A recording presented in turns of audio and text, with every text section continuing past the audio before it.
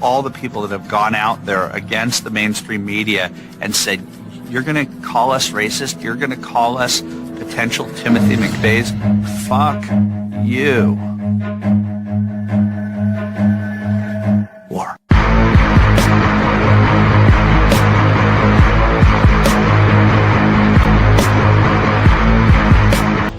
Quite sure he's right. Obsessionally neurotic. Pretty dangerous, in fact. Let us never tolerate outrageous conspiracy theories. Do you mean you doubt your powers to convince him? Say it! Say it! All right, I'll say it. Worse than that. What I'm afraid of is his power to convince me. We're talking about putting a manifestly irresponsible man on national television. Sweetheart, be reasonable. War. This is the end game.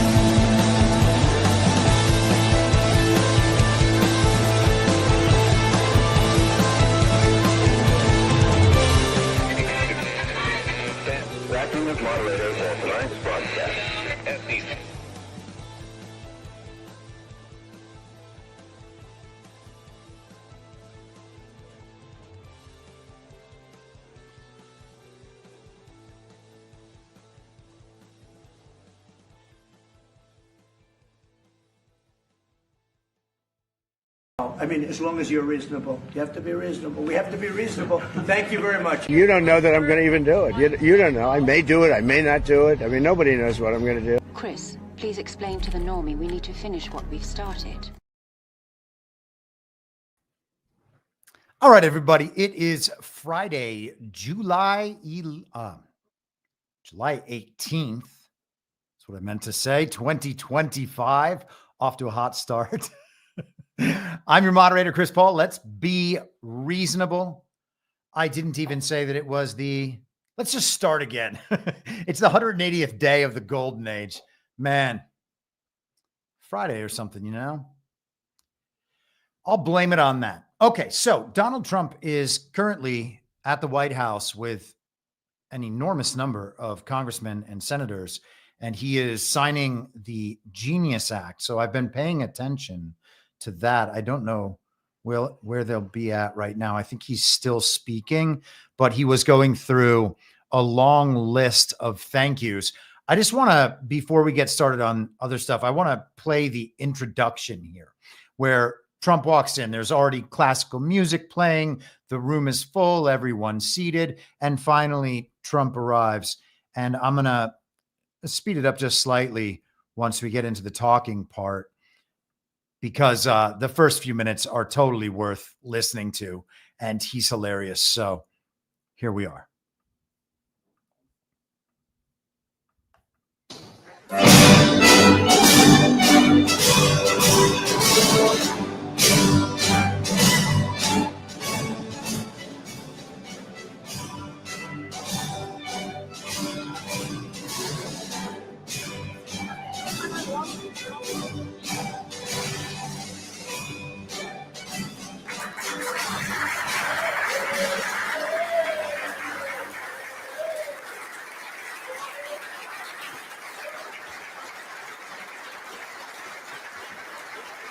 Thank you.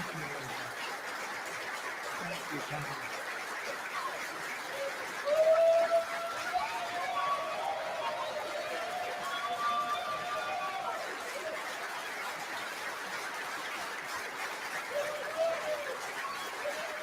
Keep going. We work hard.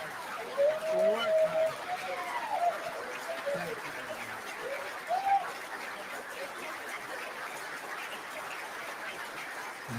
Thank you very much. Now, that's awfully impressive. Is that all for the Genius Act? And if it is all for the Genius Act, what is the Genius Act? Because it's bigger than we've thought about it so far. For that to be happening, just saying. Let's speed things up here and listen to Trump a little bit. Yeah, we worked hard. It's a very important act, the Genius Act. They named it after me, and I want to thank Well, thank you. This is a hell of an act. I did something very unusual. I said, this has been something, a lot of people thought it was impossible, some of the things that have been done. And of course, the great big, I added the word great, the great big beautiful bill, that was something that nobody thought possible. They thought it would be in anywhere from 7 to maybe 3, I'll go the opposite direction, but 3 to 7 different bills. And we said, let's just put it in one, because this way there's something for everyone. And there really is, there's a lot of things for everyone. And when we get the word out how great that is for every single person in this country virtually, and all they have is a soundbite, death. You know, their soundbite is death. Aren't they nice, death? They are the most incompetent people. They've lost their confidence. They've lost everything, if you think about it. But Jasmine Crockett is on her way. She's on her way. She's the new star of the Democrat Party, Jasmine Crockett. They're in big trouble. But I have to tell you, that was great, and this was great. And I'm so tired of making phone calls at 2, 3, 4 o'clock in the morning, getting calls from our great speaker. Sir, we have 12 hard no's. I say, Mike, it's 2 o'clock in the morning. We have 12 hard no's. The good news is I call up. Hello, Jim. How are you? Sir, you have my vote. Boom. Sir, you have my vote. They just want a little love. Unfortunately, it's always the same. It's always the same 12 people. It's 5 senators and it's 12.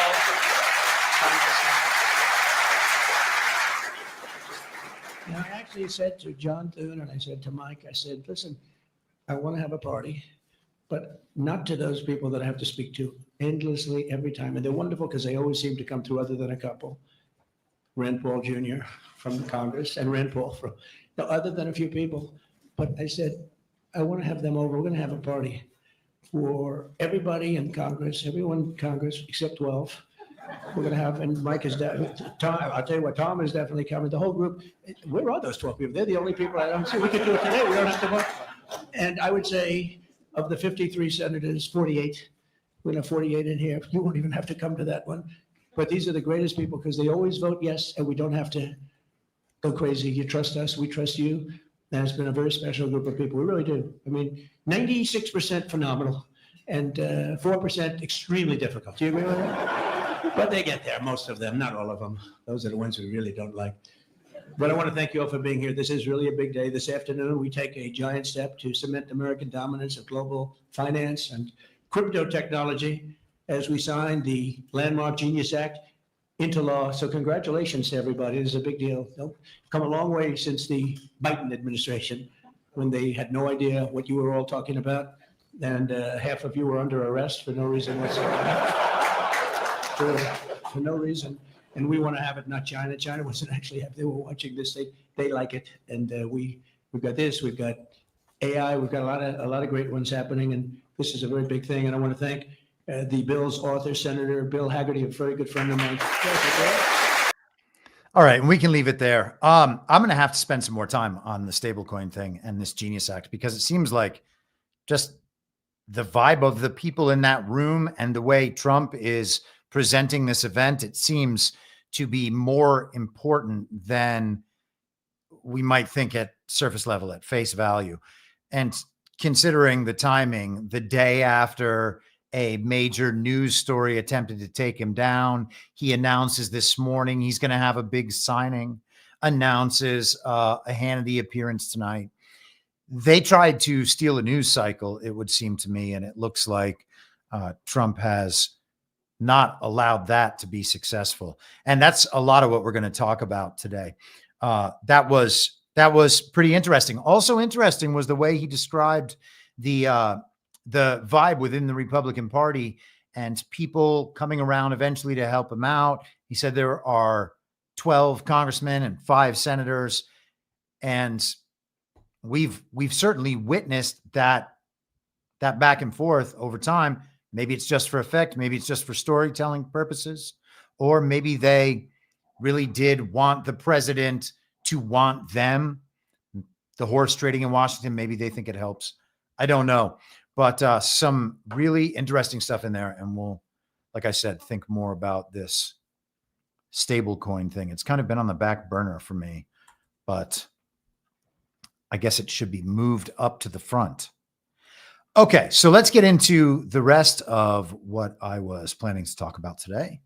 And I want to start with a post I made on Substack the other day, and I want to go through this just to put it on the podcast record for the people who listen and don't like reading articles or don't receive the articles or whatever else the situation might be. But I was thinking the other day, because this was a week of extreme high volume bot swarm attacks. Now, bot swarms can't hurt you unless psychologically, if you allow them to, but they are quite annoying and they're very obvious, and you can tell what their political motivation is going to be. We've talked about this a number of times.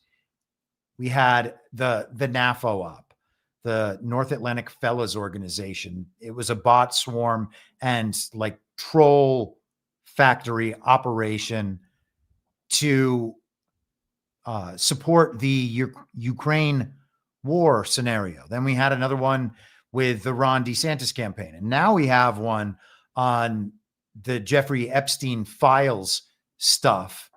And it is extraordinary to me. I spend a significant amount of time on Truth Social relative to a lot of other people who are primarily only on X. That's where they spend their time throughout the day, regardless of where they have presence.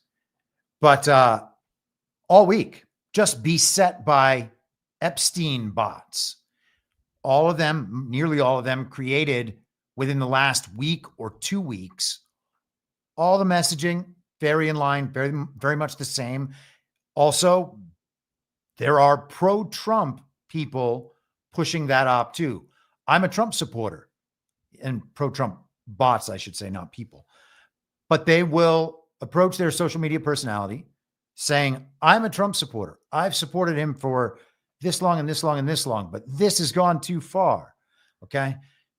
When you see a date within the last few days of someone signing up to a social media platform, the idea that they are going to get on there and launch harassment campaigns about one of the hot button political issues in the news cycle en masse at the same time, that's not human behavior. And I think that we can see that virtually all the time. This is an anomaly, and I think it should be understood as such.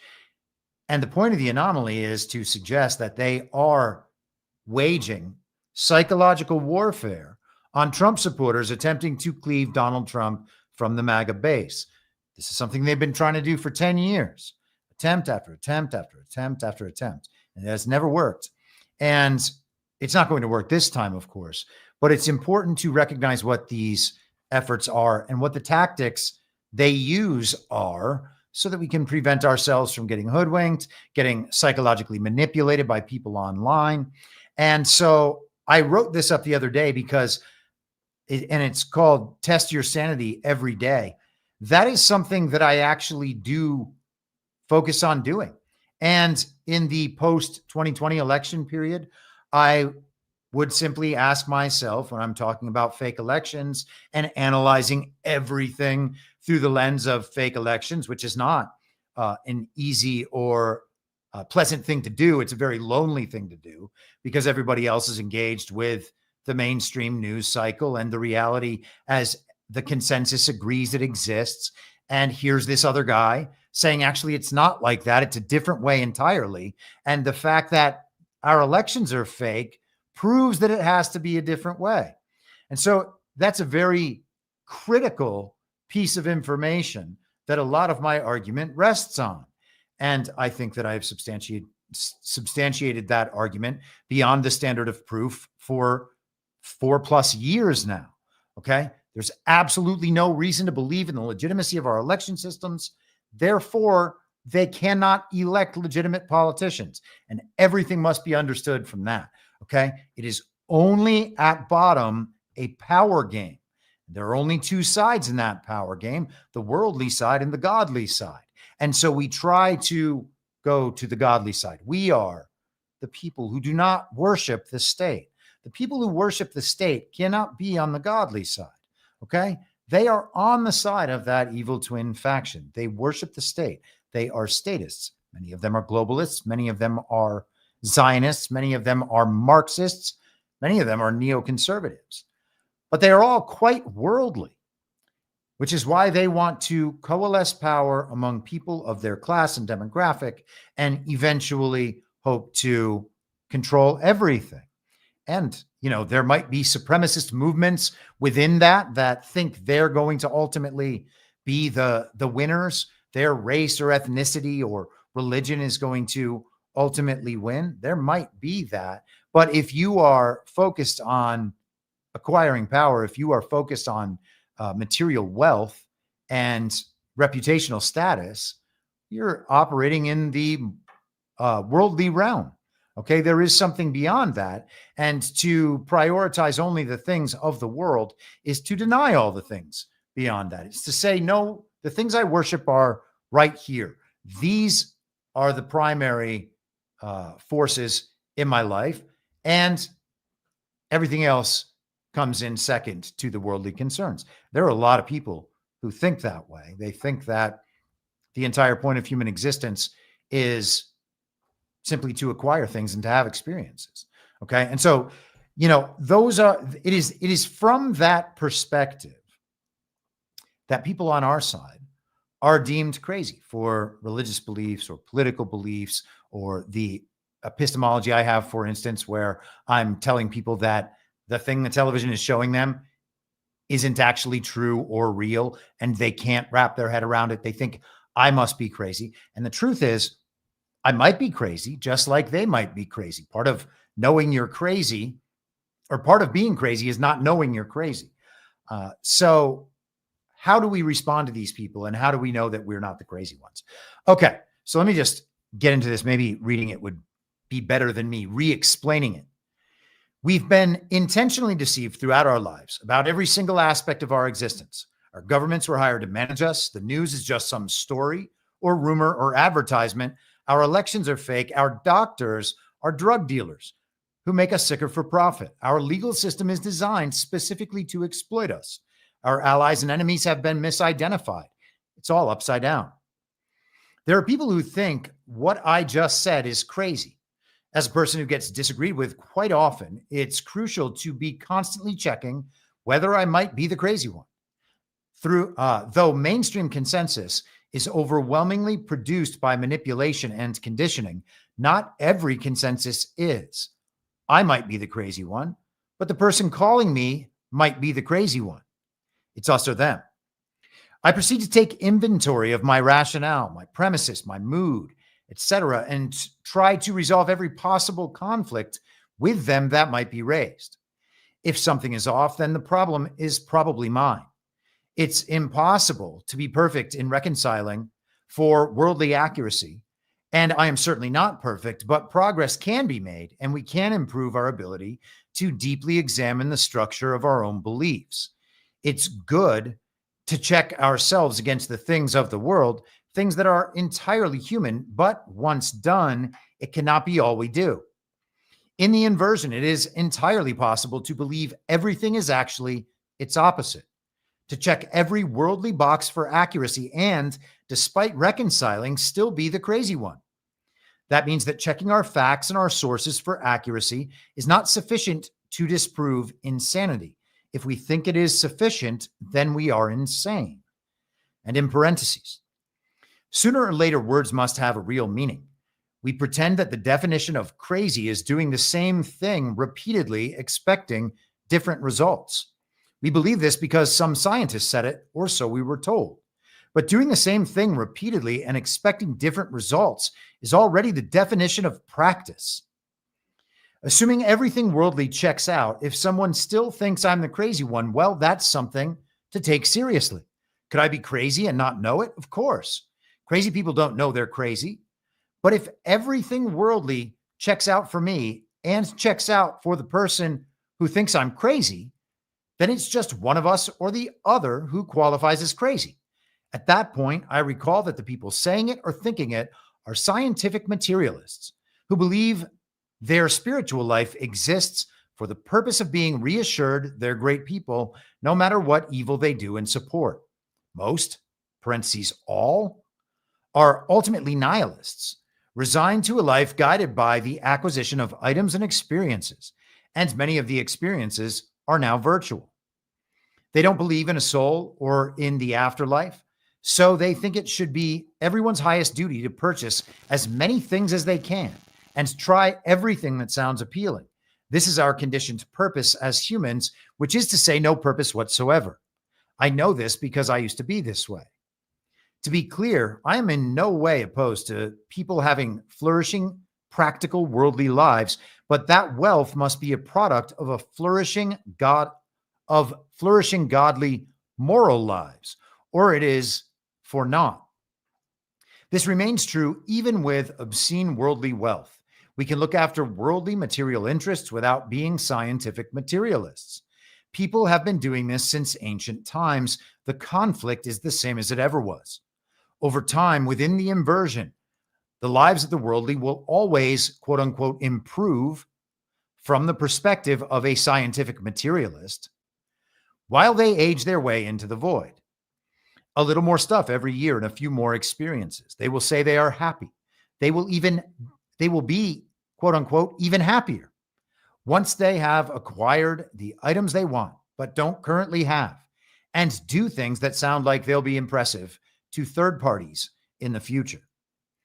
There was literally nothing else aside from forming deep bonds with people trapped in the same inversion. This is worth remembering during those times when we are and will be taking incoming fire from people trapped in that inversion. We may care about them, but their knowledge and opinions are rooted in the most fundamental possible misunderstanding and are therefore incomplete, if not totally invalid. We don't have to let their positions or their responses affect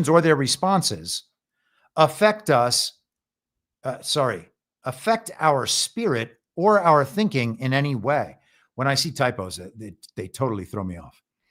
Rather than trying to pick apart and disprove their side in some argument, we can skip past the parentheses intentionally unprovable nonsense, the so-called facts of the world, and simply consider the life purpose of the people making the claims. These people are declaring their moral relativism. At bottom, they don't actually believe in a moral life because morality is meaningless and often antithetical to doing more things and getting more stuff, which for them is the purpose of life. How seriously can we take people who live to acquire more gadgets and do more unfulfilling or regrettable things? Why would we ever defer to their preferences or act in ways that appease them? The only reason would be because we hope to get more stuff and have more experiences. We cannot allow these people to dictate our reality. That would mean we are the crazy ones. Okay.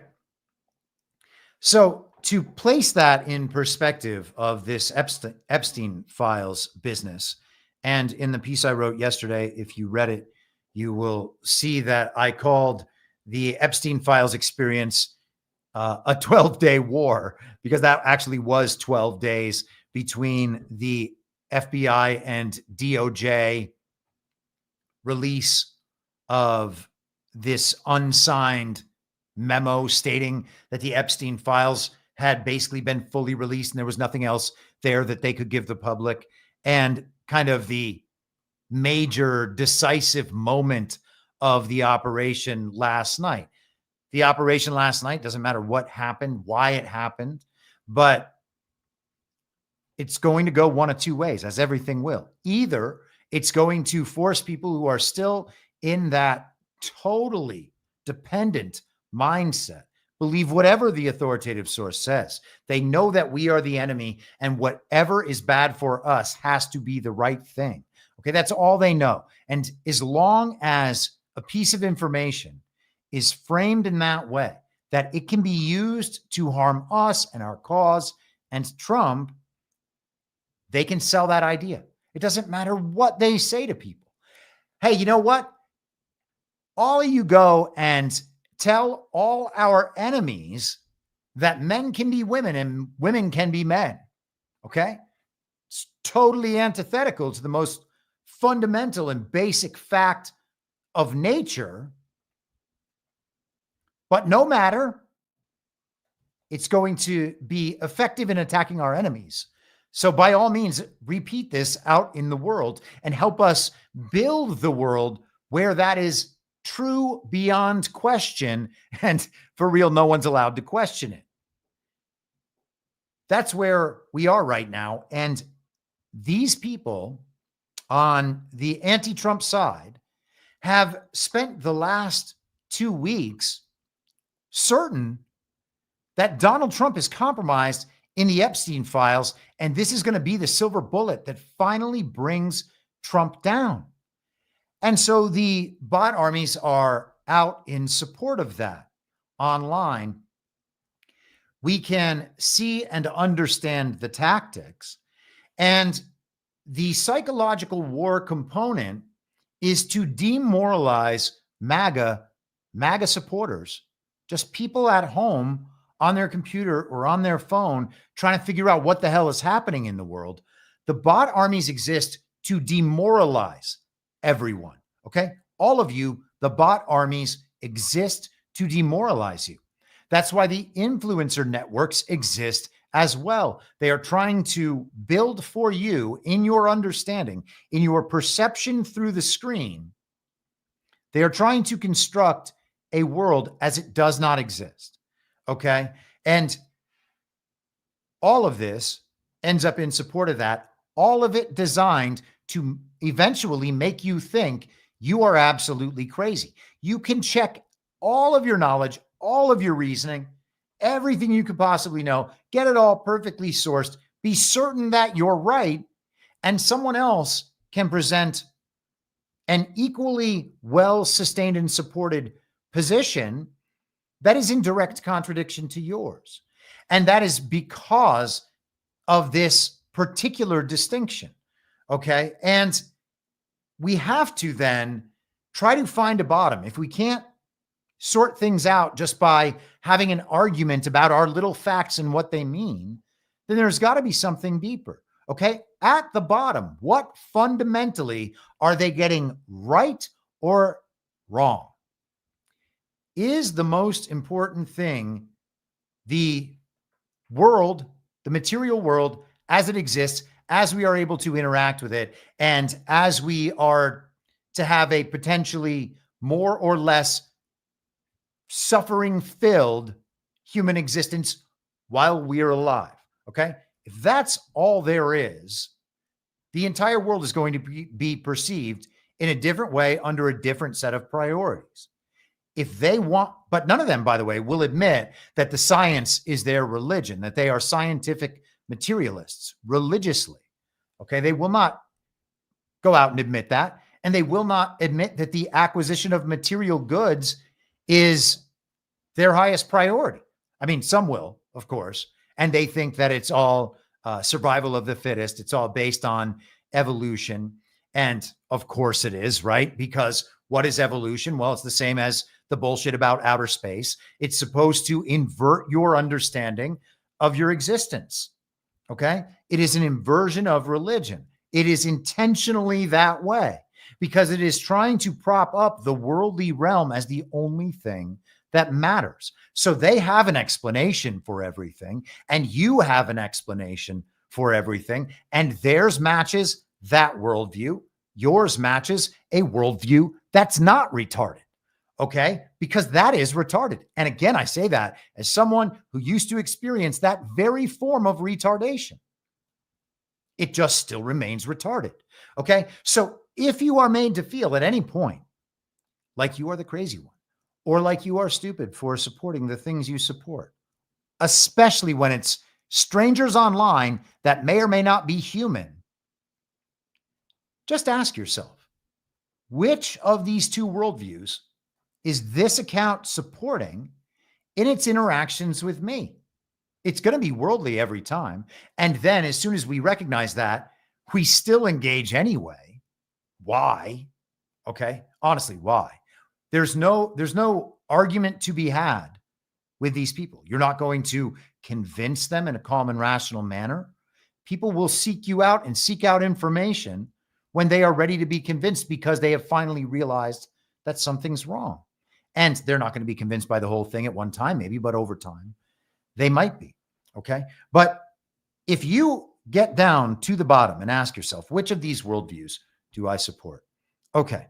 It turns out that these people on the other side are actually dead wrong in an inverted way about the most fundamentally important thing in the world. In fact, everything is backwards. Why would I let their opinions bother me? They don't even appear in my mind as a threat. If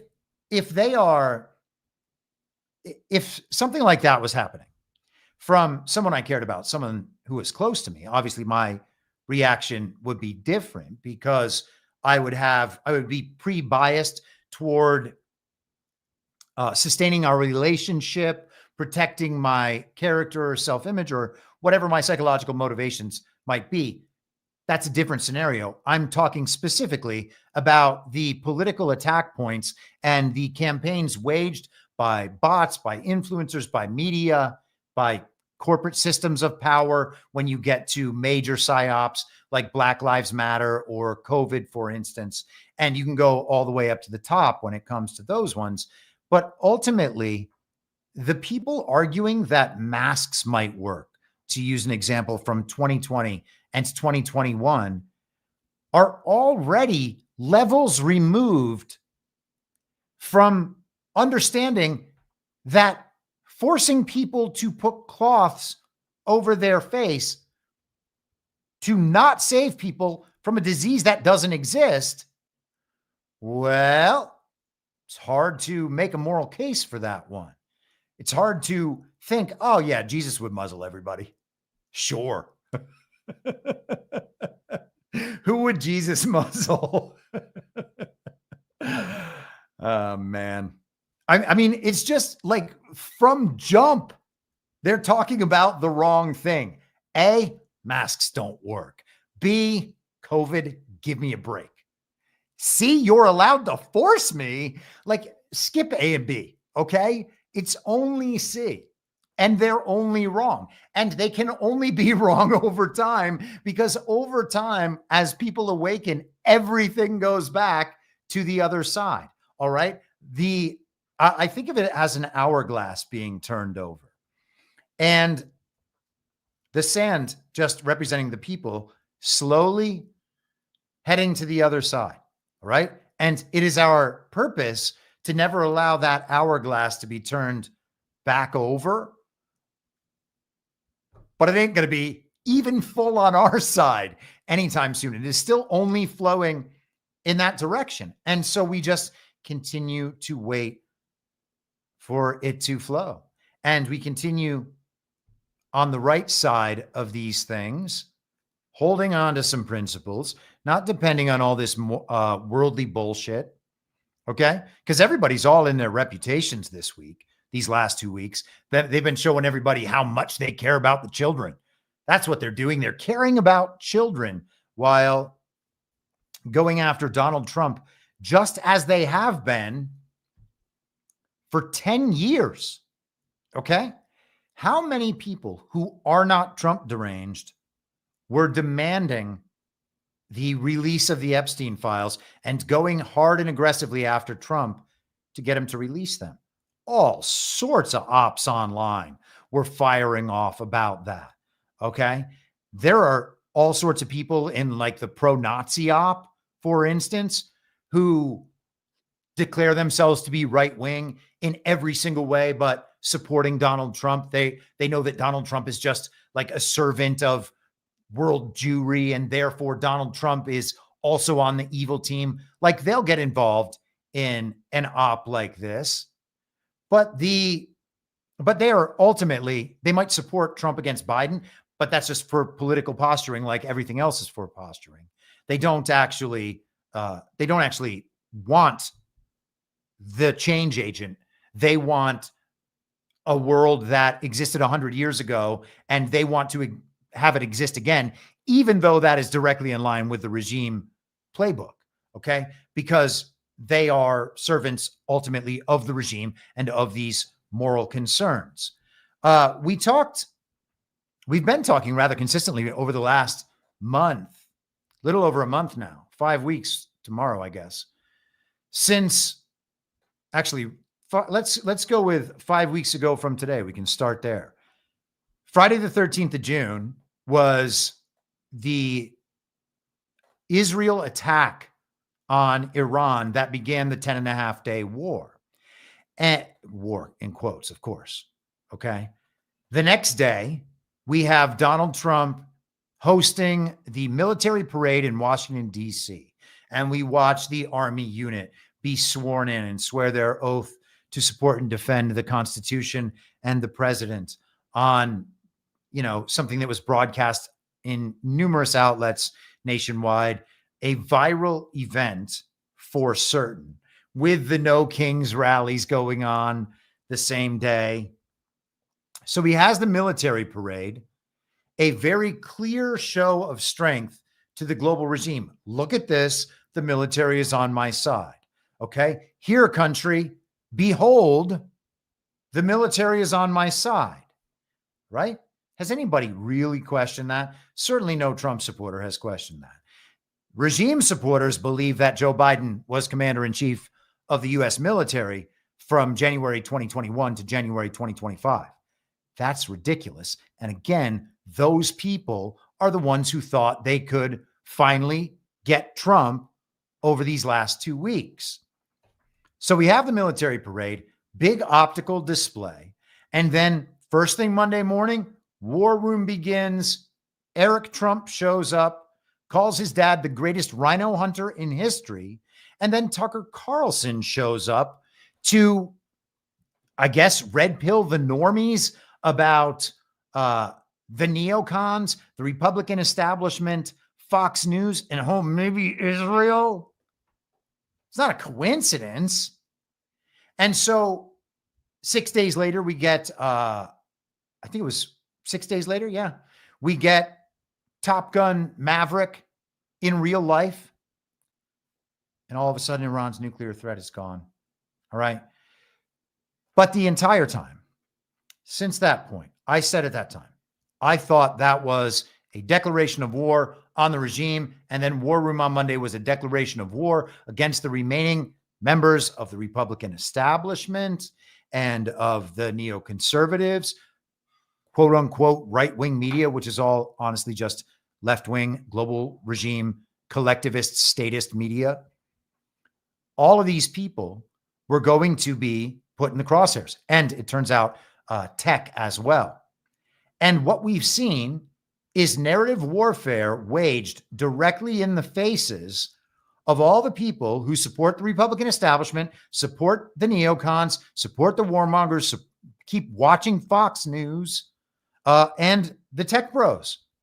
We see a constant cycle of it, going at them, destroying them, and anyone who supports them online in an anti-Trump fashion, because they'll all come out every time they think they can finally get Trump. Oh, this is going to be the issue. Trump is done. Trump is done. Go to, if you're on X, go to Mike Cernovich's Twitter and just type in Trump is done and see how many times he said it and delivered messages like that. It's funny. I did it the other day, and the top thing was Mike Cernovich in a video where it was from November 7th of 2020, where he was announcing that Trump would concede.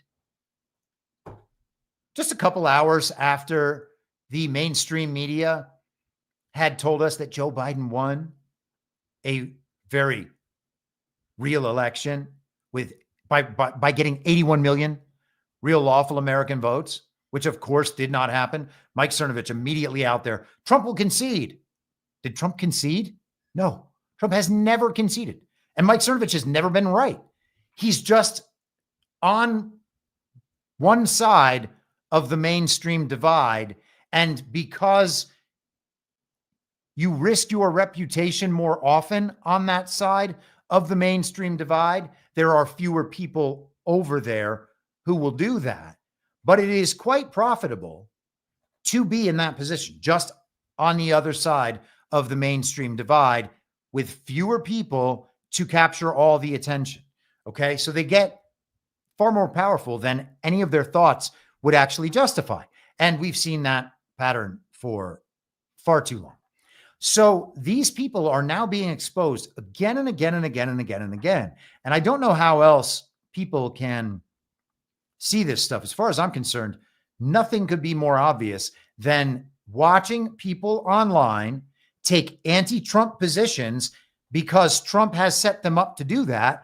And then a week later, a few days later, or however long it takes, it blows right back in their faces and they lose their credibility. They lose their reputation. They begin to lose their audience. And of course that makes sense because they've steered everyone in the wrong direction every single time, playing on people's hatred for Donald Trump, which again is all based on their reputation. We'll get back to some of that in just a minute, but let's get to the timing of how the grand info op wrapped up last night. This was the first hint I got of it. And apparently the story had been floating around DC circles in the rumor mill for a couple of days about how there was going to be a major news media expose of Donald Trump's relationship to the convicted pedophile Jeffrey Epstein. This is from Mediaite yesterday. Mark Halperin reveals that a blockbuster Trump Epstein expose is about to drop. And he was on a show. He was doing some sort of podcast with a guy named Dan Turrentine and former Trump press secretary Sean Spicer. And he said one of the points of this platform in the age of transparency is to narrow the gap between elites and the people like the two-way community and myself. So already Mark Halperin trying to paint himself as just an average Joe with all his listeners, despite being a regime propagandist. He says, so let me share something with you that everyone, I say that in air quotes, everyone I know knows hasn't been publicly reported. Everyone I know believes a major newspaper, one of the top 3 newspapers in the country, is about to publish a piece about President Trump's relationship with Jeffrey Epstein. Okay. Everyone I know knows that. And people in the White House know that too. When that story drops, if it drops today, and some people think it might, it could drive the day. And Turrentine replies, well, I know because it's been circulating on the left and I've had to double check that this is not, in fact, total conspiracy theories. Donald Trump knew Jeffrey Epstein pretty well, and I believe that his early courting of Melania Trump involved Jeffrey Epstein, and that has been reported by mainstream outlets over the last 10 years. Alleged, I guess I want to be careful, replied Turrentine, and Halperin said, you've already been, I say with respect, somewhat careless. Okay, so they are, hold for processing. They are reporting that a major newspaper outlet is going to release a damning story about Donald Trump. And the DC rumor mill has been heavily anticipating this story's release. Oh, this is going to change everything. Let's bring on a guy to spread rumors. What is the implication there? Did Donald Trump procure Melania, his wife, from Jeffrey Epstein? Is that the implication? I don't care that major media outlets have reported something as true. Major media, for a long time, I should say, major media outlets always report things that are untrue and always have reported things that are untrue. That's why our history's false, okay? Fake news didn't start in the Trump era. Didn't start when we were born. It's been around for a long time. All that has changed is the medium of the disinformation. Okay. Sometimes it's little spy networks that have someone in every town and they travel around and make sure to know all the secrets. That's how it used to be in the totally analog world. Okay. We can understand that. There are influence games that have been waged for millennia. Okay. People talk about therapists now. People just go in, they see their therapist, they divulge all these critical details from their childhood through their adult life, all the terrible things they've done, all the terrible things that have been done to them. And then they have an entire inventory of things that can be used to exploit the patient at some point. All you have to think is that those systems have been digitized, and then obviously they are just part of the total sum of data that the machine has. Okay. In the past, it was the confession booth. And hey, sorry, Catholics, but I mean, obviously that's true. There's one critical person. Either that priest is a good man and a good priest and loyal to and faithful to his duty, or he's not. And if he's not, then he's just recording everything everyone in town has ever done and felt guilty about. Okay. How many powerful people go in and tell their therapist or tell a priest at confession that they have cheated on their wife with a coworker, and they know that they can never allow it to get out because it will destroy their entire family? Okay. You tell that to your therapist or your priest, and what you have done is created into the world a weapon that can be used to destroy you if those are bad people. And so, of course, these things happen, and they've always happened. Why would we ever believe the fake news to be true? It's not true now. It wasn't true in history. All of it is just gone. Okay. So we're going to get this big news release from a major media outlet. There are 3 major papers in the country: the New York Times, the Washington Post, and the Wall Street Journal. Everything else is on a second tier. And I think that most people understand that. So it had to be one of the 3. We can think about the branding of each of these newspapers from a regime perspective. All they are doing is disseminating information through a certain brand based on how likely it is that the audience is going to believe what is being told to them. Okay. So would it be effective to convince a wide audience of Donald Trump's wrongdoings with Jeffrey Epstein? Would it be easier to do that through the Washington Post, the New York Times, or the Wall Street Journal? Well, the Washington Post and the New York Times have A, reputations as being fake news, but B, and probably more importantly, have reputations of being extraordinarily anti-Trump. Whereas Murdoch media has tried to be explicitly pro-Trump, except to say when he's wrong, of course, in a very respectful way. We're being respectful to the president, but this is totally wrong, and we can't believe he's doing this. And everyone should be really, really mad, especially the global business community. That's what they're doing, okay? So they are releasing this story because they are the more Trump-aligned major news outlet. They have all the prestige and seriousness of the top 3 papers, but without the liberal bias and without the quite so obvious history of being just fake news. Okay. So the Wall Street Journal is the serious disseminator of this damning Trump story. We find that out. Oh, it's the Wall Street Journal. It's not the Washington Post or the New York Times. Wow, this must be serious if the Wall Street Journal is going to come after Donald Trump. Well, the Wall Street Journal is just like all the Con Inc. influencers and all the uniparty right media. Okay. It's anti-Trump whenever its positions are threatened, and it will agree to be Trump aligned to maintain its image with the Trump supporting base, because you can't just give away your branding as the serious outlet on the right. Wall Street Journal is not on the right, just like the politicians we were talking about before, just like the media figures and influencers we were talking about before. They're not on the right. They're globalists, they're statists, they're Zionists, and they're collectivists. and they're also neocons.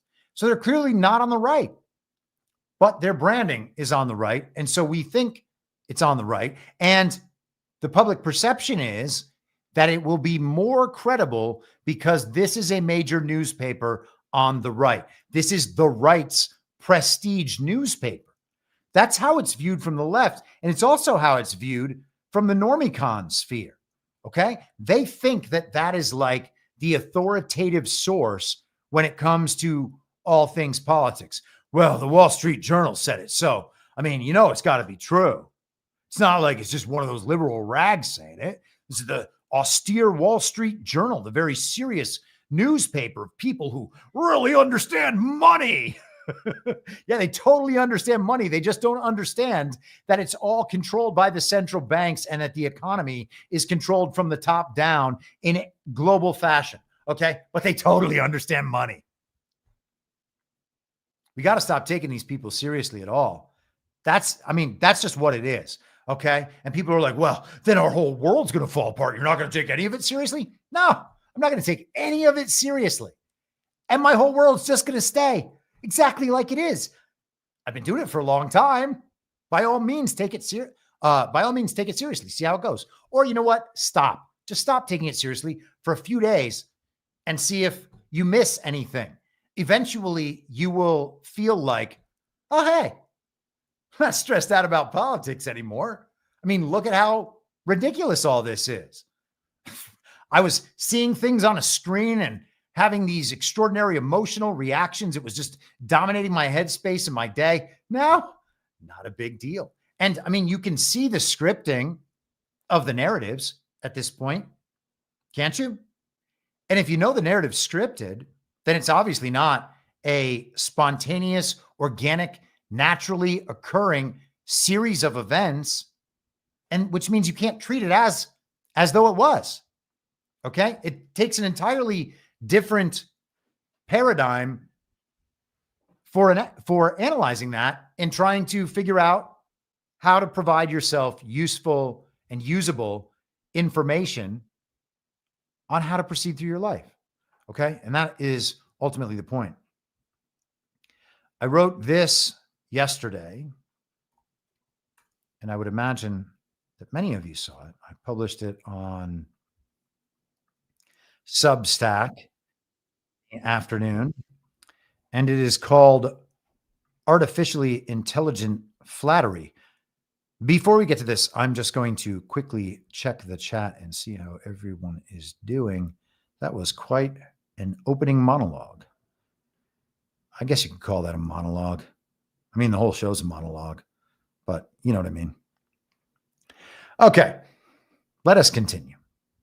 We are going to continue with my article yesterday from Substack, and I apologize for reading my own work, but I have mixed feelings about it.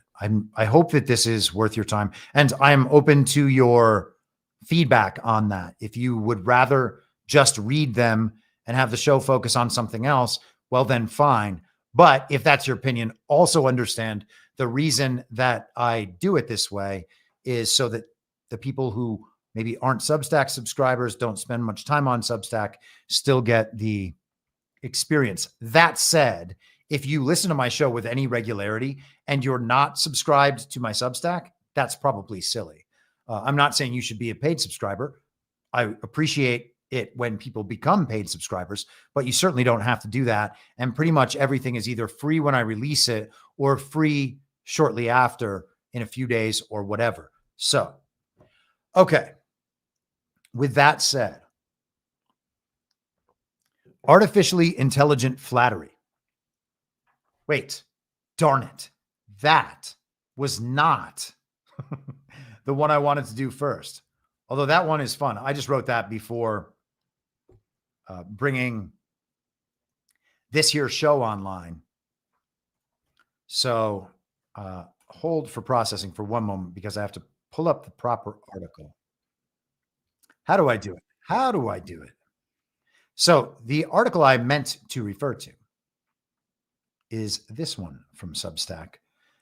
1 Yard Line, written yesterday. And you will see in this main picture, you've got Mike Cernovich himself, Liz Wheeler from The Blaze. This is libs of TikTok, and that is, of course, DC Drano. And this was the day that all of the Con Inc. grifters and Jack Posobiec got called into the White House. So to receive the Epstein binders that they made a very big deal about, and even though those turned out to be nothing. And actually, let's just, for a reminder, have a refresher on what exactly I mean when I say they made a big deal about it. This is the Blaze's podcast host and like resident blonde, young blonde, from right after the Epstein Files event at the White House. Thankful right now for Attorney General Pam Bondi and FBI Director Kash Patel and President Trump for doing what they promised and releasing this. You should be doubly grateful that the way that they're releasing this to the American people and exposing this corruption is through the new media. It's through us. We're doing it. That's one of the most encouraging and fantastic things that we've seen from the Trump administration. There is absolutely nothing encouraging or fantastic about seeing people like Liz Wheeler be given special access to the administration. These people aren't even MAGA. They might support Donald Trump, but what they really support is the Republican establishment, because that establishment and the regime system is how they get their status, their wealth, and their power. There's an article rumored to be coming soon that supposedly reports the heinous crimes committed by Donald Trump, according to the Epstein Files. And to be clear, I wrote this before the Wall Street Journal story dropped, or at least before I saw it. I haven't actually checked the time. I think it was within the same hour. The time on the Journal article is 5:45 Eastern, and I would have to check the time on this article, but it was probably in the, 6:45 Eastern, which would be 5:45 Central. It was probably within the same hour, but I wrote all this with no knowledge of what the article contained. That's the point. February 26th, 2025, that's in reference to the Epstein Files photo above, a number of desperate grifters and Jack Posobiec participated in a public humiliation ritual. In response, people who call themselves MAGA stuck with the attention farmers and with the conceit of the Epstein Files. They were the very important people, these influencers. And even the VIPs get it wrong sometimes, not often, but sometimes. When they do, we simply forgive them and think of them as mostly right and nonetheless very important. We allow them to inform us despite being wrong all the time and hostile to the MAGA base, the people they pretend to be leading. And none of these people are leading anyone anywhere.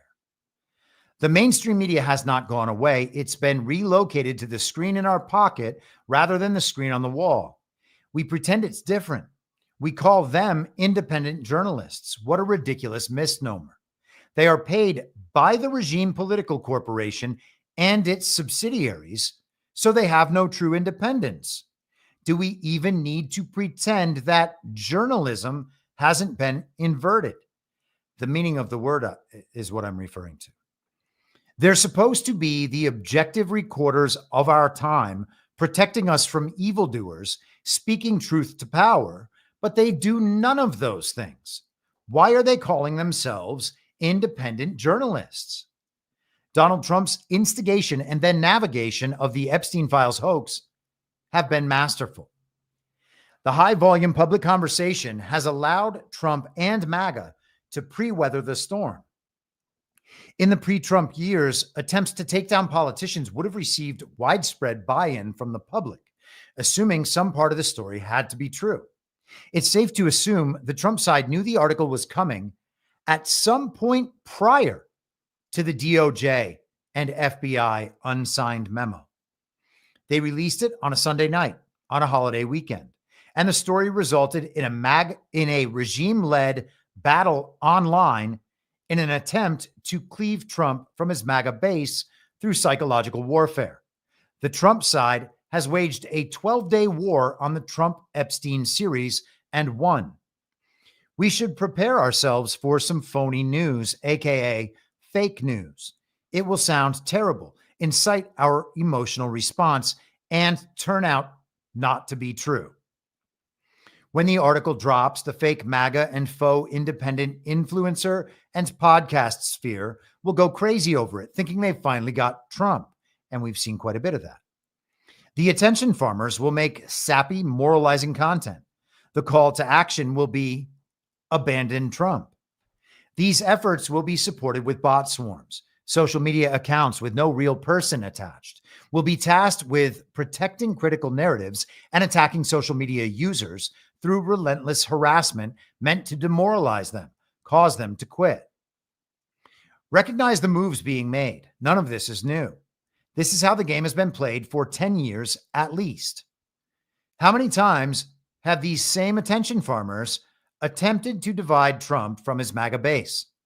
The difference this time is that they're using children's safety as a leverage point against Trump and MAGA, which is patently insane.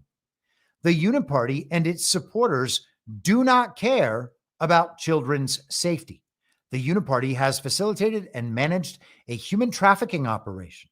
The Uniparty has overseen the proliferation of abortion in this country. The Uniparty and its supporters don't care about the children unless the children in question are their children, and even that is not guaranteed.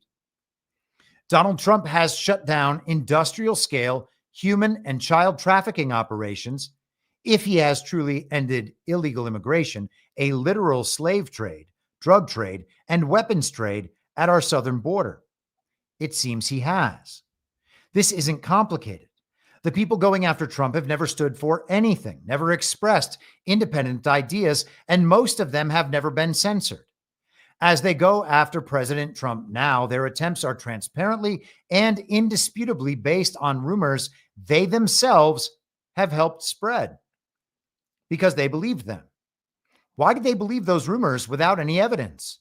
Do Stormy Daniels and E. Jean Carroll come to mind? Did they adopt those rumors about Trump, or did they simply claim to, in hopes of procuring social credits and fiat tokens online? Their business is capturing your attention for money. They legitimately get paid to make us retarded. They're quite literally attempting to bring down the people's president by waging fifth-generation warfare against the people. There is, as yet, no claim against Trump whatsoever, just an amorphous, fact-free rumor mill speculating on the sorts of things he probably did. Pedophiles are calling the people's president a pedophile on zero evidence. What kind of person would do that? The attention farmers are condemning Trump without even knowing what has been claimed against him. This happens every time. Why? The Uniparty right and its supporters have always wanted to eliminate Trump from the conversation. Doing so would allow them to preserve their reputations in polite liberal company while still slightly disagreeing. Polite disagreement with liberals is proof of one's right-wing bona fides. It should be seen as odd that they identify as right-wing. You could call them trans-political, despite being groveling statists and therefore left-wing. Defending Trump when he needs defense is a bad look for them. That's why they never do it. These people are not on the right, they are on the left. They are unquestionable supporters of the global regime because their power comes directly and solely from that system. The words they speak to describe their purported political positions are irrelevant. Their actions are consistently supportive of the Uniparty system as it exists.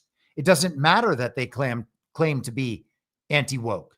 Their regime-derived livelihoods and reputations are on the line. Why else would it be so important to eliminate Trump? Why would we see the attention farmers turning on Trump as straight shooters in any way? Why would we allow them to convince us to join their side by leaving Trump? This is the time they're right and Trump's wrong? No. They are literally the enemy. They have never been right about anything difficult. It is only ever reputation games. The attention farmers did not stand against the very deadly pandemic, the vaccines, the stolen election. the staged J6 riot, Putin's very brutal invasion, or the paragliding go-kart incident. They echoed the mainstream media and have repeatedly taken the regime's side against Trump in the information war, which is the only real war. They do it at every time. They do it at every or nearly every opportunity. You can observe their motives through time. It's always reputation enhancement. They're smarter than Trump, tougher than Trump, and more competent than Trump. They're still saying this 10 years in, despite being wrong every previous time they've run this play. They have portrayed this themselves this way for 10 years, and it has never been true. Trump has always been smarter, tougher, and more competent than the Con Inc. influencers. We do not have to pretend the enemy's stories should be taken seriously. We are immediately losing the game when we assume the story has to be somewhat true. It doesn't have to be true at all. The attention farmers are not trying to inform us. They're the same people who shamelessly told us to inject ourselves with a toxic experimental substance that couldn't protect us from a disease that couldn't kill us. They bent over and called Joe Biden president. Abandoning our strongest warrior to side with the enemy in hopes of maintaining our reputations within our normie circles would be to fumble the ball at the 1 yard line. We're about to learn a lot about people. It's time they show us who they are again. And I said at the end as a caveat, I know, it also might be kayfabe. Yes, I get it. Thank you. All of these people could be running the most intricate and complicated and long-running white hat, red team, pro-Trump ops of all time, just trying to wake up the normies.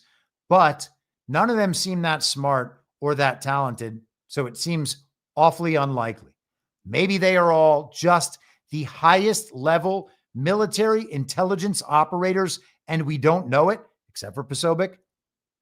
And they're just releasing a perfectly scripted scenario, okay? Maybe that's it. There's just no reason to believe that, okay? And all of their actions, especially the way they handle themselves online, indicate that they are obsessed with increasing their power, their status, and their wealth by receiving social credits, likes, follows, prestige on social media platforms, and fiat tokens online. They're trying to increase their fiat supply. And yes, I understand everybody who is getting paid in fiat is doing that to look out for their worldly needs. But it's not the priority over being a good person, except if you believe all there is are worldly needs. Okay. And so these people have been doing this the entire time. It really does behoove us to recognize that and to take it seriously. Which ones of these conservative media outlets are still good? I would suggest it's none of them. I would suggest it's been none of them for the entire time, because they are literally functions of the enemy. Okay. These are corporate media outlets. And we pretend, Jesse Waters is super based. He's like practically a Q guy. Somehow Q followers are convinced that Jesse Waters is the mainstream mouthpiece for QAnon. It's absolutely bonkers. Okay. But maybe Jeffrey Epstein is a high-level military intelligence operator who has infiltrated the Fox News system and is a ghost in the machine. Okay. We can leave that as a possibility, but thinking it's for certain is a little bit crazy when you can see that Murdoch media outlets like the Wall Street Journal are releasing these sorts of stories. And we will get to that story. At some point, we have to switch off the soap opera, or else we have to admit that we are lonely, middle-aged women at home in the middle of the day with no kids in the house, crying in front of the television, watching soap operas. Okay. We are reading Soap Opera Digest if we cannot turn off the mainstream political soap opera. And it is a soap opera. It just is. This is the Wall Street Journal's damning article about Donald Trump and his relationship with Jeffrey Epstein. The headline: Jeffrey Epstein's friends sent him bawdy letters for a 50th birthday album. One was from Donald Trump. Subheading: the leather-bound book was compiled by Ghislaine Maxwell. The president says the letter is a fake thing. So there is a picture of Donald Trump and Jeffrey Epstein. Has that picture been around for quite a while? Yes, it has. Okay. It's been on the internet for a very long time. I don't know the provenance of that picture. I can't verify for you that that picture is real. We can assume it's real, but it doesn't have to be real. Okay. Are there info ops that last 5 years, 10 years, 20 years? If you know that your enemy, whether you're on our side or their side, if you know that your enemy has plans on what they want to do and you have access to those plans, well, you're going to come up with a counter plan. Okay. And so could Jeffrey Epstein have been an op the entire time? A Donald Trump takedown hoax op the entire time? Well, yes, it could have. I don't know that to be true, and I'm not speculating that it is true. Even if it is just a low probability possibility, we still have to understand that that's one of the possibilities, okay? That everything we've been told about Jeffrey Epstein, even potentially including his existence, is a fabricated media event for public consumption to eventually remove Donald Trump, okay? Just saying that's a possibility. This is clearly, Donald Trump is clearly the greatest threat the regime has ever seen and has been that way the entire time. And again, if you want to say it's all an act, it's all a soap opera, all good, all right? But this stuff is still happening in the world and it is still affecting the minds of people. So our response to it is still crucially important. And we need to understand that the information landscape that produces our fake news now was also producing fake news in 2003 and 2006 and 2008 and 9, whenever the first Epstein indictment happened, and in 2019 and in 2023. The entire time it's been fake news. All right. Do they plan ops out that span this duration? I would suggest that, yeah, they probably do. Okay. So that's not something that you have to give a ton of weight to, but it's worth at least paying attention to and considering. Snowcat in the chat dropped 5 subscriptions in there, as did Beth. Thank you both very much. And I'm sure that the people following along and getting subscriptions for free, thank you as well. All right. Let us continue down our path to this Jeffrey Epstein, Donald Trump expose. It was Jeffrey Epstein's 50th birthday, and Ghislaine Maxwell was preparing a special gift to mark the occasion. She turned to Epstein's family and friends. One of them was Donald Trump. Maxwell collected letters from Trump and dozens of other Epstein associates for a 2003 birthday album, according to documents reviewed by the Wall Street Journal. And as far as we know, the history goes that that was before anybody knew that Jeffrey Epstein was the predator and pedophile and honeypot and blackmail op and compromised Israeli Mossad asset or whatever. I'm saying that part of the story did not exist when this birthday card was said to have been sent or delivered or whatever. Pages from the leather-bound album, assembled before Epstein was first arrested in 2006, are among the documents examined by Justice Department officials who investigated Epstein and Maxwell years ago, according to people who have reviewed the pages. It's unclear if any of the pages are part of the Trump administration's recent review. The president's past relationship with Epstein is at a sensitive moment. The Justice Department documents, the so-called Epstein files, and who or what is in them are at the center of a storm consuming the Trump administration. Actually, it's not harming the Trump administration in any way.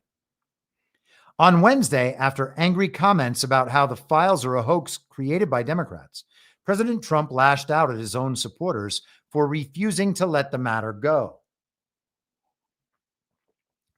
The letter bearing Trump's name, which was reviewed by the Journal, is bawdy, like others in the album. It contains several lines of typewritten text framed by the outline of a naked woman, which appears to be hands drawn with heavy marker, a pair of small arcs. Whoa. Sorry. I'm trying to expand my screen just one more time. A pair of small arcs denotes the woman's breasts, and the future president's signature is a squiggly Donald below her waist, mimicking pubic hair. What? Mimicking pubic hair.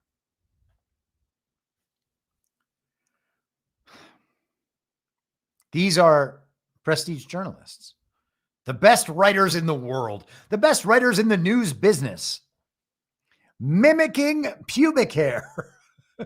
I should call the episode Mimicking Pubic Hair. The letter concludes, "Happy birthday, and may every day be another wonderful secret." In an interview with the Journal on Tuesday evening, Trump denied writing the letter or drawing the picture. "This is not me. This is a fake thing. It's a fake Wall Street Journal story," he said. "I never wrote a picture in my life. I don't draw pictures of women. It's not my language. It's not my words." And people are making fun of him for saying, "I never wrote a picture." I think that's amusing, but it seems like it is, if his signature is mimicking pubic hair, then he would actually be writing the picture. Just saying. He told the Journal he was preparing to file a lawsuit if it published an article. "I'm going to sue the Wall Street Journal just like I sued everyone else," he said. Allegations that Epstein had been sexually abusing girls became public in 2006 when he was arrested that year. Epstein died in 2019 in jail after he was arrested a second time and charged with sex trafficking conspiracy. Justice Department officials didn't respond to requests for comment or address questions about whether the Trump page and other pages of the birthday album were part of the agency's recent documents review. The FBI declined to comment. So they don't even have a confirmation internally that the Justice Department has the album and its contents as part of their documents under review. Okay. So I would think then that this isn't even part of the Epstein files. They can't even be sure that it's part of the Epstein files. And I think that that has some bearing, maybe not much, but some bearing on how we see the source of this information to be, how we perceive the source of that information. The existence of the album and the contents of the birthday letters haven't previously been reported. So in 22 years, none of this has been reported. It existed. It wasn't reported. It existed while the fake president was in office, and it wasn't reported. It wasn't reported while the regime's DOJ remained in place. And you can have your own thoughts about Comey and Wray. There is a theory out there that Comey and Wray are both white hats, and all of this is a long-running white hat op going back all the way to catching Hillary Clinton in Russiagate, okay? And that white hat op would be so complex and such a scripted story that it would also imply Barack Obama and Joe Biden were in on it. I think that's an awful lot to swallow, but I don't know that I can rule it out completely. Regardless, people have been going over all of this for a very long time. That it hasn't been reported that no one has ever known about this is a little crazy, if it is actually true. And I don't suspect that it is true. The albums had poems, photos, and greetings from business people, academics, Epstein's former girlfriends, and childhood pals, according to the documents reviewed by the Journal and people familiar with them. Among those who submitted letters were billionaire Leslie Wexner and attorney Alan Dershowitz, people who are already tied to Epstein. The album also contained a letter from a now deceased Harvard economist, one of Epstein's report cards from Mark Twain Junior High School in Brooklyn, and a note from a former assistant that included an acrostic with Epstein's name, Jeffrey O. Jeffrey, everyone loves you, fun in the sun, fun just for fun, remember, don't forget me soon, Epstein, you rock, you are the best. A former assistant. Okay. Epstein, why didn't you name the assistant? Why don't we get to know the name of Jeffrey Epstein's assistant? Epstein was Wexner's money manager at the time, the longtime leader of, and again, what does that mean if Jeffrey Epstein is an intelligence construct? Okay. That means that Les Wexner's money was managed by an intelligence construct, and an intelligence construct who isn't actually a money manager isn't actually managing anyone's money, which means Leslie Wexner's money would have been managed by the intelligence agencies. And I would suggest that it's possible every single billionaire is in that situation, okay? Especially once you think about their existence as these kind of these fronts for these massive corporations, these massive tech enterprises. Bill Gates just said the other day that he's going to donate even more of his money when he dies. All those billions are just going to go away. His family's not going to get them. They're going to go to the NGOs. They're going to go to the charities, to the Bill and Melinda Gates Foundation. They're going to save the world by pumping poisons into them in Africa. Okay. So he's not going to pass his money along to his children. It's just going to go back into the world. It's the perfect communist, environmentalist, vaccinologist thing to do with your money, because everything they do is predicated on your belief that they are intending to do the greatest good, and that their money to philanthropies and to charities and to NGOs is in furtherance of the greater good.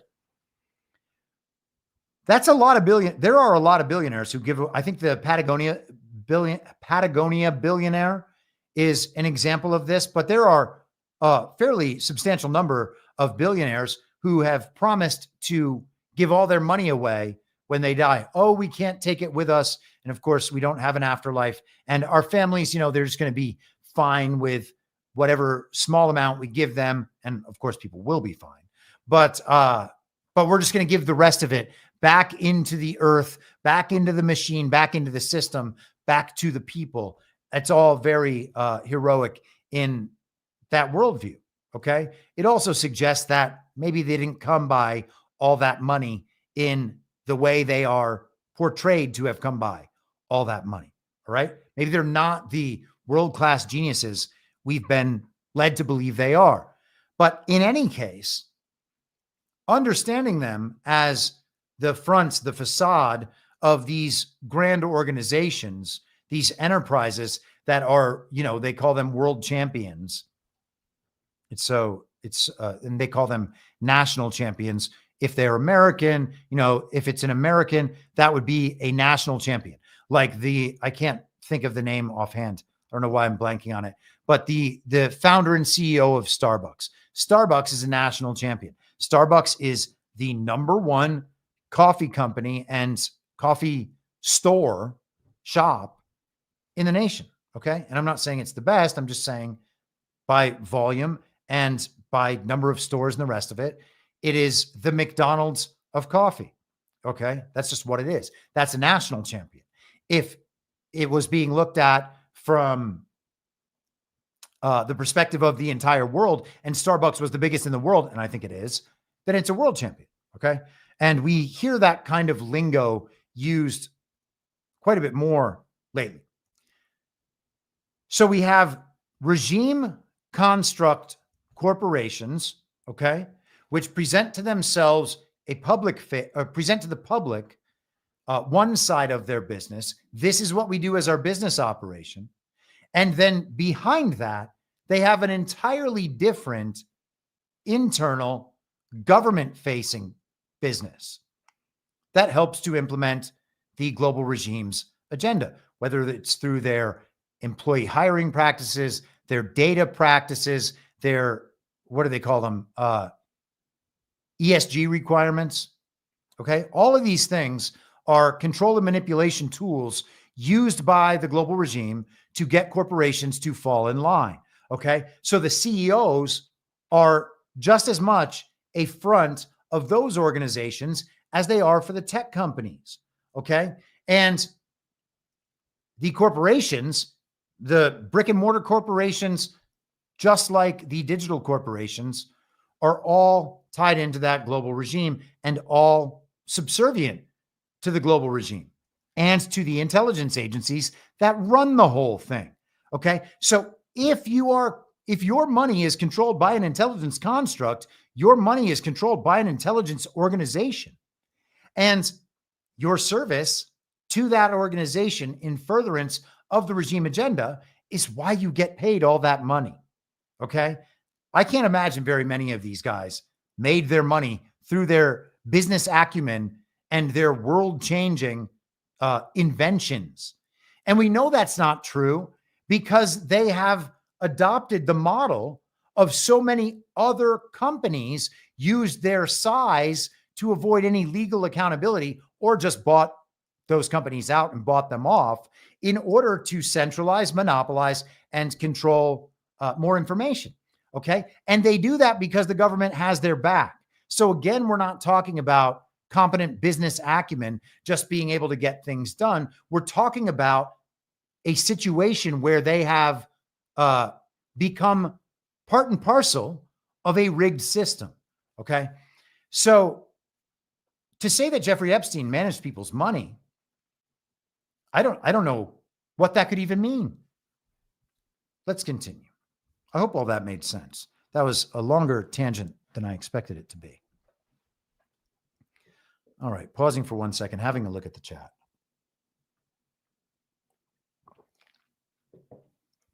Let us keep going.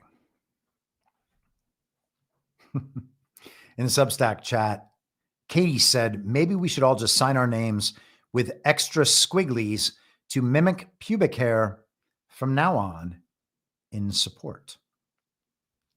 You could do that. But if you did it with your signature, you would be writing that picture. Epstein was Wexner's money manager at the time. The longtime leader of Victoria's Secret wrote a short message that said, I wanted to get you what you want, so here it is. After the text was a line drawing of what appeared to be a woman's breasts. Oh, these men. Wexner declined to comment through a spokesman. Wexner's spokesman previously told the Journal that the retail mogul, quote, severed all ties with Epstein in 2007 and never spoke with him again, end quote. A lot of people say that.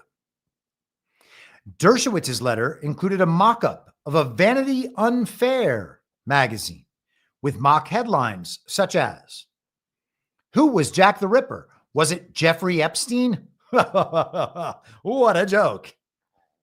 He joked that he had convinced the magazine to change the focus of an article from Epstein to Bill Clinton. Dershowitz, who represented Epstein after his first arrest, said, it's been a long time and I don't recall the content of what I may have written. The book was put together by a New York City bookbinder, Herbert Weitz, according to people who were involved in the process. Weitz, who died in 2020, listed Epstein as a client on his website in 2003. And we're just going to, again, have to take their word for that. And they're reporting on that. I don't know what could substantiate a claim like that. Are they saying they have a snapshot of his website from 2003 and we just have to assume that is a real and authentic snapshot that was archived at the time and not just created and entered into the internet yesterday? Got to assume it's true, right? They're a very serious news outlet. They get things wrong sometimes, but what are you going to do? Not get any news? I mean, people actually make that argument. What are you going to do if you stop believing the Wall Street Journal and the New York Times and the Washington Post? Are you just not going to have any information at all? Is your whole world just going to collapse inward? There's nothing, the political soap opera has ended. Now there's nothing to watch on TV. Oh my gosh, the world is ending. Consider the commitment to the television that would ever put you in a position to think that way. That has got to be a difficult way to live. Just got to say. Let's go back to this. It isn't clear how the letter with Trump's signature was prepared.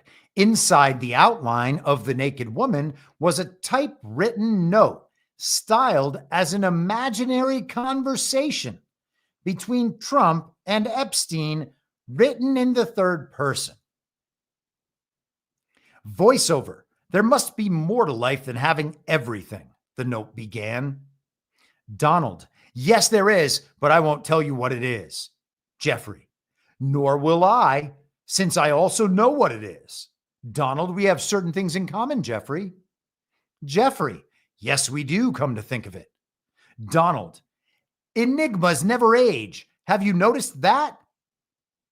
Jeffrey. As a matter of fact, it was clear to me the last time I saw you. Trump. It doesn't say Donald this time. That's weird. Why did the Prestige newspaper change this? Is the letter confused about whether it's using Donald or Trump in these reprinted sentences from this letter we have not seen? But Trump says, a pal is a wonderful thing. Happy birthday, and may every day be another wonderful secret.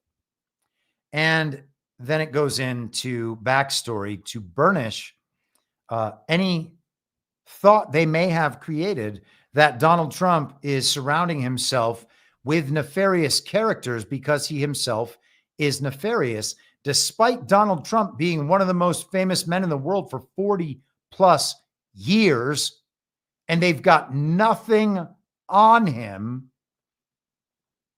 Nothing on him. Doesn't drink, doesn't smoke. They got nothing on him. They've tried to destroy him for a decade since he went into politics. And it hasn't worked at all. They've got nothing on him.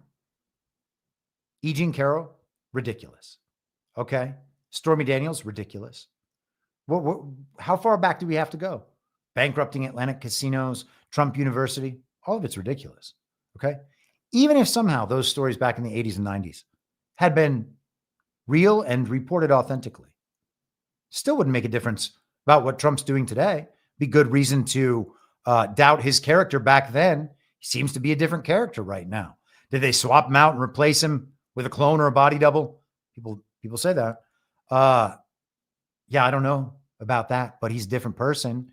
Internally, I know how that can happen because it's happened to me. I'm sure it's happened to many of you. Those, like the things that I did 20 years ago, don't represent the person I am now. Okay. And Trump, flawed though he may be, is still our side's strongest warrior. And he is still the catalyst to an awakening to truth and to God, like we've certainly not seen in my lifetime. And I would guess not your lifetime either. And I would argue potentially not since the time Jesus Christ walked the earth. And that's an awfully long time. Okay. So I don't think that you can just simply discount that and think that he hasn't been operating or just to reset here a bit.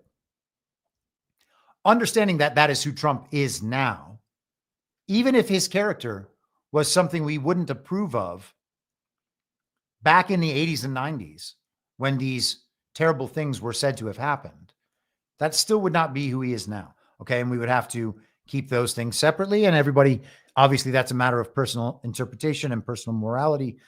Some people will lean different ways on that. I think that I don't think any of that is substantiated. I certainly don't have any evidence of it on my own that conforms to direct knowledge, first principles, and sound logic. So I have no basis for believing those things. And to condemn somebody when I have no belief, no basis to believe they've even done the bad things they're claimed to have done, well, then I would become the bad person in that situation. So I choose not to do it, especially when I can see the person leading so many people in the right direction. All right. The wording of this article is ridiculous. The letter that, or birthday card that Trump is said to have written sounds ridiculous. These sentences sound like they were designed to hit just the right spots in this, in the info op that they have been running, the rumor mill and the rumor mongering about Donald Trump, the suggestion that he could have done X, Y, or Z based on the fact that we know Jeffrey Epstein was X, Y, Z, and that he knew Donald Trump back then, and that's why Trump doesn't want the files out. We've seen all the attack points. We know where they are. And the style of that story was very much in line with those attack points. And I don't think that's a coincidence. But let's keep moving. So this is the War Room's Natalie Winters on X, formerly Twitter.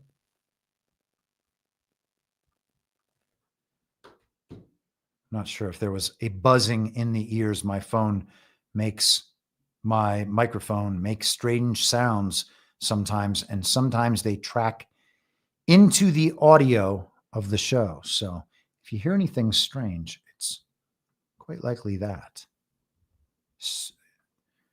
A strange static or blipping, or I don't know. Sometimes it's like a high-pitched sound. Okay, so Natalie Winters on X, formerly Twitter, says, wow, the Wall Street Journal reporter behind the Trump Epstein story was conveniently behind bogus Stormy Daniels reporting too. He was credited for, quote, helping set in motion the first criminal prosecution of a former president. And they are talking here about a man named Joe Palazzolo, who was one of the two writers of the Stormy Daniels piece. He was also one of the two writers of this Wall Street Journal piece. Here is a man named James Fishback, who is, I guess, kind of popular on X, formerly Twitter. I don't know much of anything about him, but I do know that this post makes a lot of sense, and that is why I'm sharing it. He says, 6 questions for the idiots at the Wall Street Journal. How on earth did you just suddenly find a letter from 2003? Who gave it to you? This is number 2. What were the terms? When? Number 3, why didn't you publish the letter in full? Number 4, President Trump's always been known for writing personal letters by hand.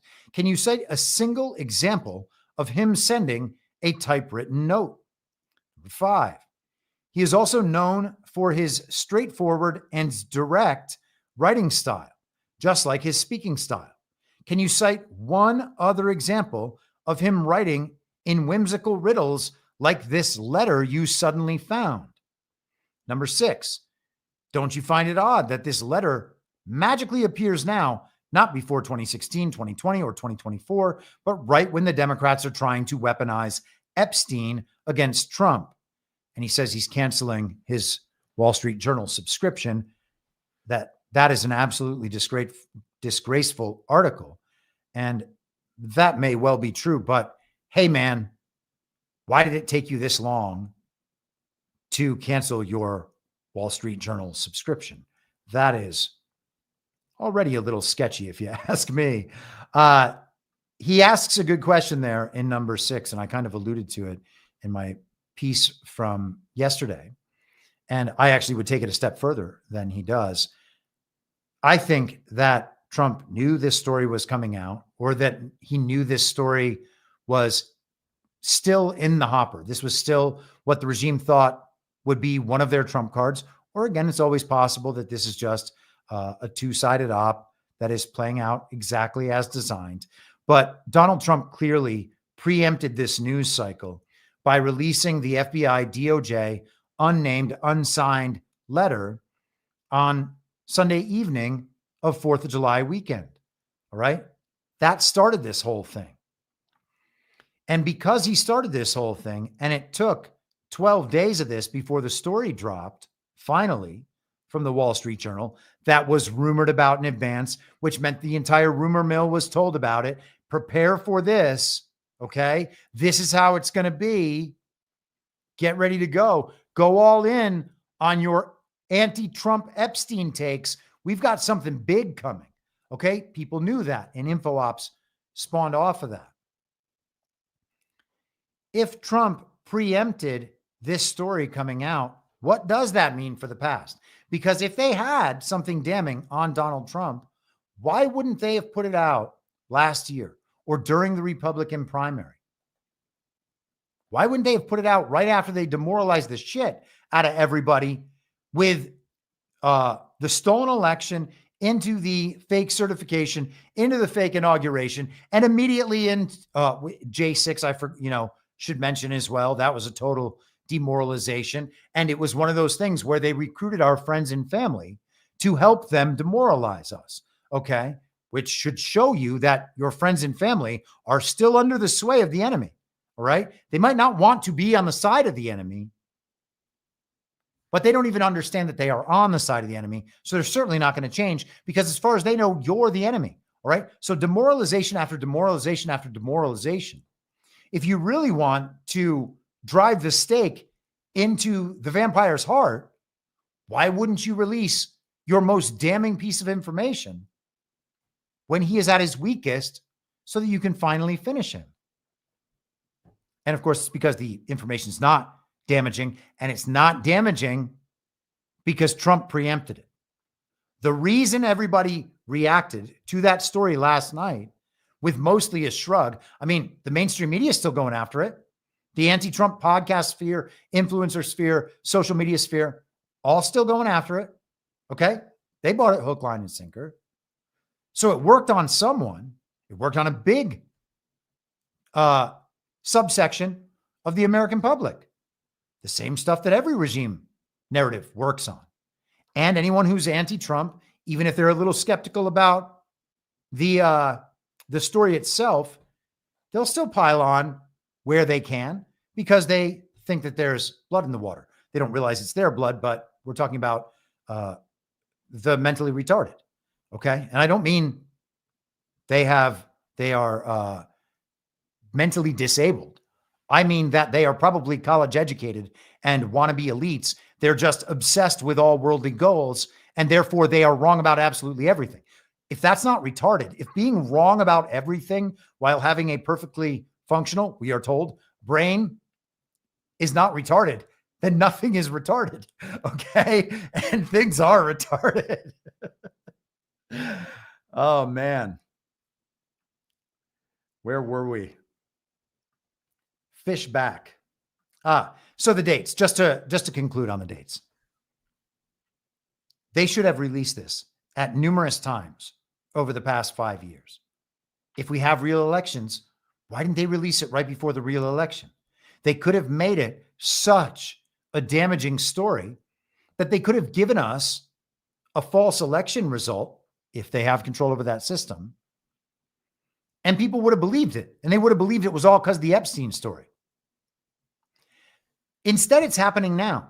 And it was instigated by Donald Trump. And it's been navigated by Donald Trump. And we talked last week about the good cop, bad cop thing. You swing people back and forth for a while, and they realize, oh, over time, one of these sides is normal, and one of these sides is absolutely insane. Normal, insane. Normal, insane. And if you let that play out over the course of 12 days, all the people who are worried about the insane side and don't want to spend that much time on it are going to resist the story. They already know something's wrong.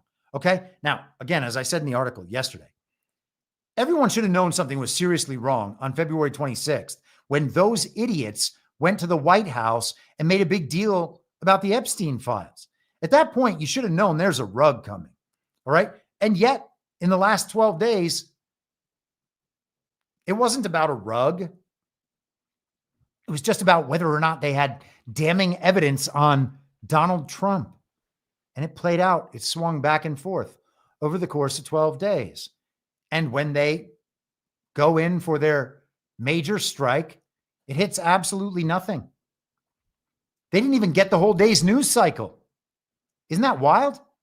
Donald Trump is just chilling out in the White House, getting standing ovations the day after that happened. Look at the optics. Nobody believes that shit. The entire country is going to see what he's doing. Okay. And even the Trump deranged are going to see it, and they're not going to tell you that they understand what it means. But deep in there somewhere, that little part of their consciousness that is saying to them, hey, maybe this is a bridge too far. That little part is still working. Okay. And they'll feel insecure about the beliefs. They'll go hard after them because these people are nuts, but they'll be very insecure about them. And that is really important. I was saying to Brian this morning on Badlands Daily, because I said this, we've waged this 12-day war and won.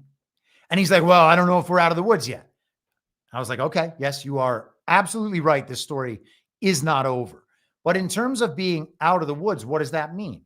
That means that we have reached a point past which there isn't anybody who's going to turn around and be like, oh yeah, they got him. This piece of Trump evidence, this actually is true. They've already blown it. It's over. Okay. And you can allow the next piece of evidence to come out, and it's going to be even worse than this, although it might be more salacious. It might be more dramatic. It might be more extreme, but it's not going to be more believable. Again, I wrote that article yesterday before I knew the contents of the Wall Street Journal article. Okay. So I was taking at least some small risk there. What if it had been totally damning evidence that they had released? What if they said they had, one of their reporters had been given access to a videotape of blah, blah, blah? That would be a significant level above the story that we actually got. Okay. And so if it was that, then the blowback for stating in advance that the news would be fake would be more severe, right? It's dependent on the drama of what's being claimed. But where was I? Darn. I just lost my train of thought there. Talking about the article yesterday. The dates, the rollout, Donald Trump preempting the entire thing, the narrative swinging back and forth. I think I was probably somewhere in there. I believe we are out of the woods, okay? Because the narrative, there's no one who's going to go to the insane side and think anything more at this point than, oh, they're insane. Oh, these are the people who obviously aren't insane. Oh, they're insane. Oh, these are the people who probably aren't insane, okay? And eventually, you can only define yourself as the one thing if you want to keep on being sane, okay? They're insane on that side. They are not comprehending reality properly, all right? They think everything is the opposite of what it is. And again, we come back to, well, it's either me, the one making that claim, or it's them, the one on that end of my claim. Maybe I'm the crazy one. Okay, what do they believe in? What is their most foundational, fundamental belief? It's that the purpose of life is acquiring stuff? Okay, well, they're clearly the insane ones, right? That's antithetical to the purpose of life. Pursuing material wealth, status, and power is the opposite of pursuing a good, moral, godly life. Okay? You can have the worldly stuff, just not in a way that compromises the moral and godly stuff. Couldn't be simpler.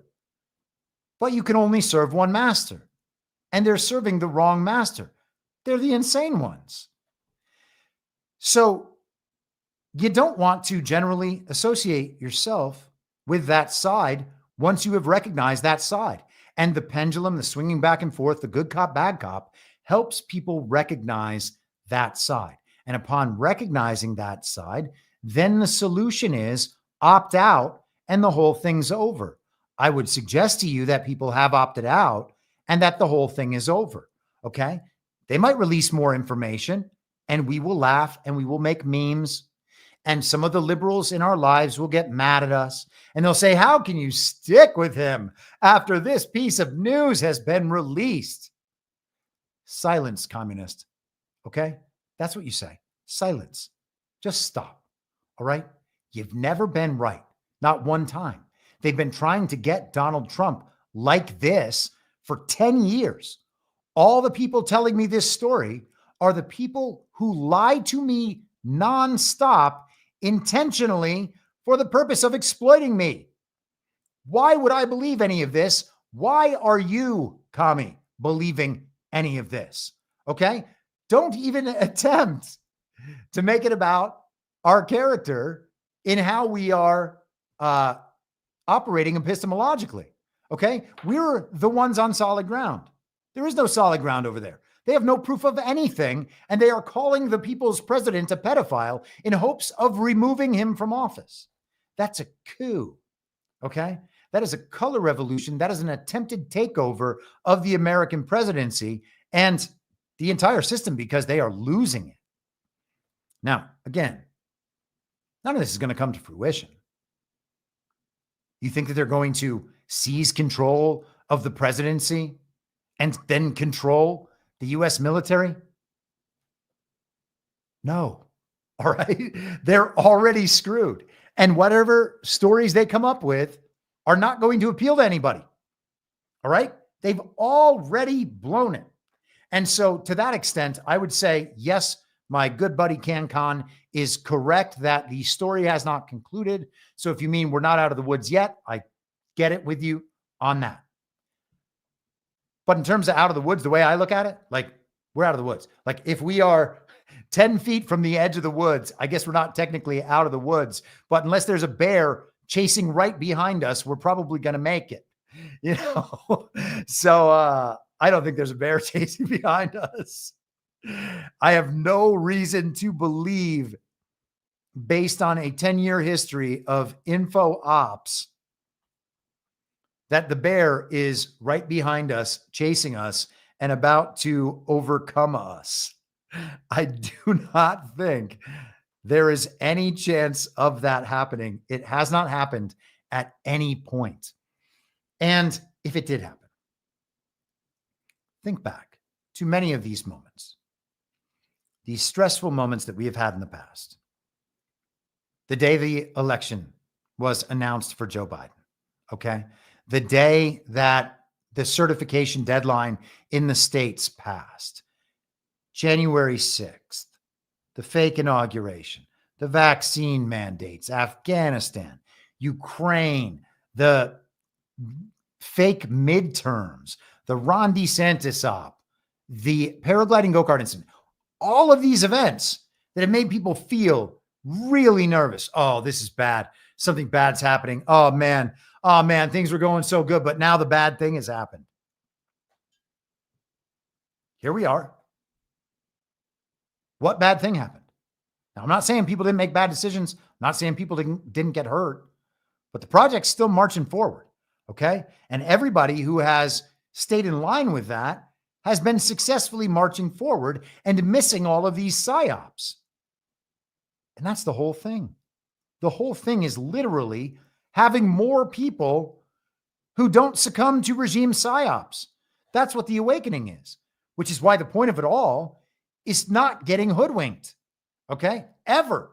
If you can refrain from getting hoodwinked, then the psyops don't work.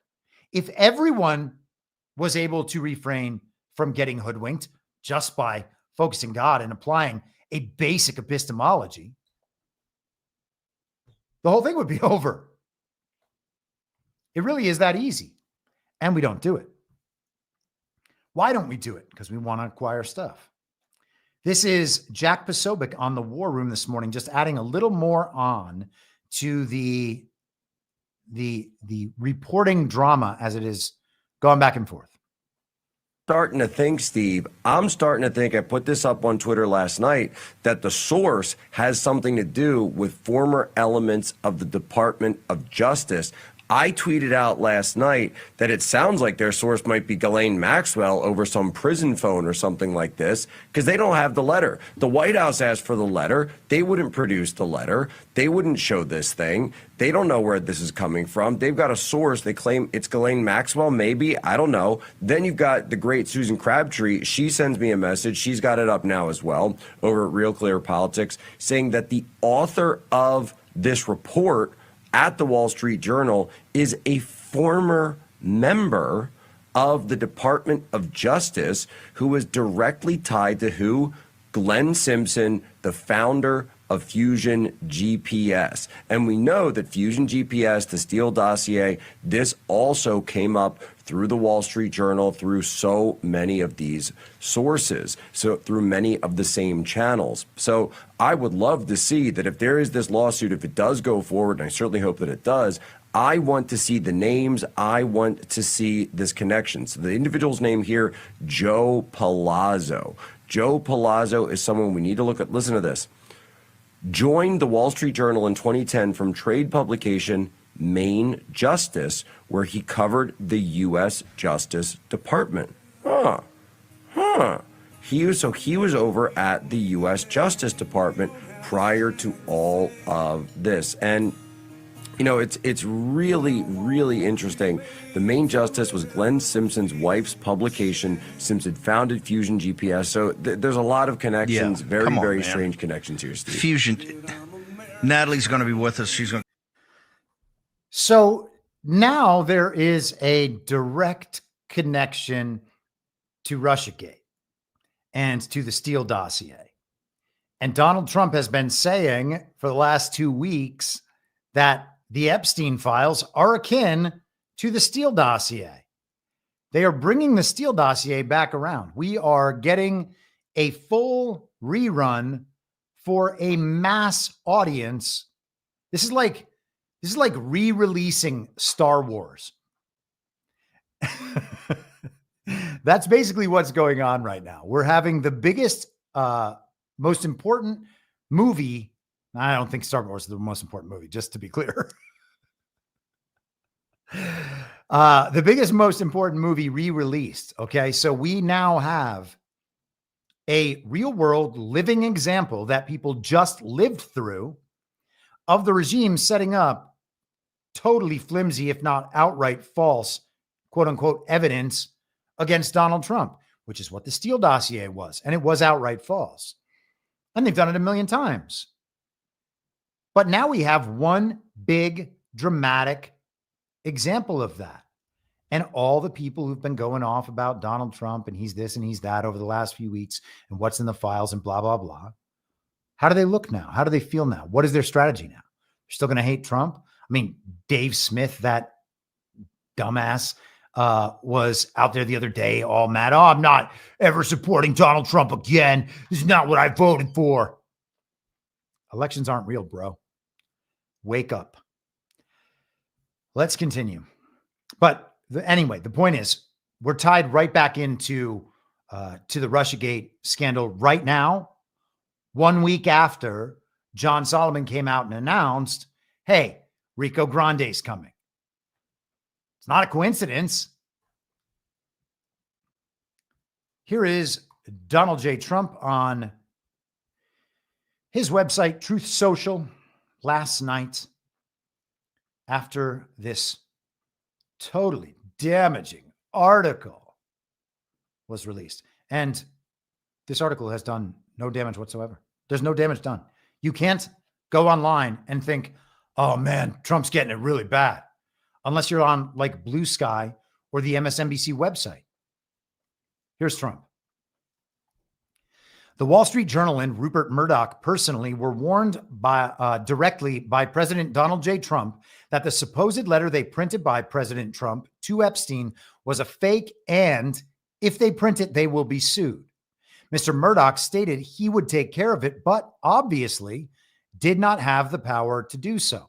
And you have to wonder which Mr. Murdoch. It sounds like Rupert, but I believe his son Lachlan, and I don't remember the name of his other child, run the company. Rupert Murdoch is basically the lead character of the HBO show Succession. It was essentially modeled after Rupert Murdoch. Let's continue. And worth saying, by the way, Trump is posting on Truth Social, writing in the third person, referring to himself specifically again and again as President Trump. Just something to take note of. I'm not sure what it means. The editor of the Wall Street Journal, Emma Tucker, was told directly by Caroline Leavitt and by President Trump that the letter was a fake. But Emma Tucker didn't want to hear that. Instead, they are going with a false, malicious, and defamatory story anyway. President Trump will be suing the Wall Street Journal, News Corp, and Mr. Murdoch shortly. The press has to learn to be truthful and not rely on sources that probably don't even exist. President Trump has already beaten George Stephanopoulos and ABC, 60 Minutes and CBS, and others, and looks forward to suing and holding accountable the once great Wall Street Journal.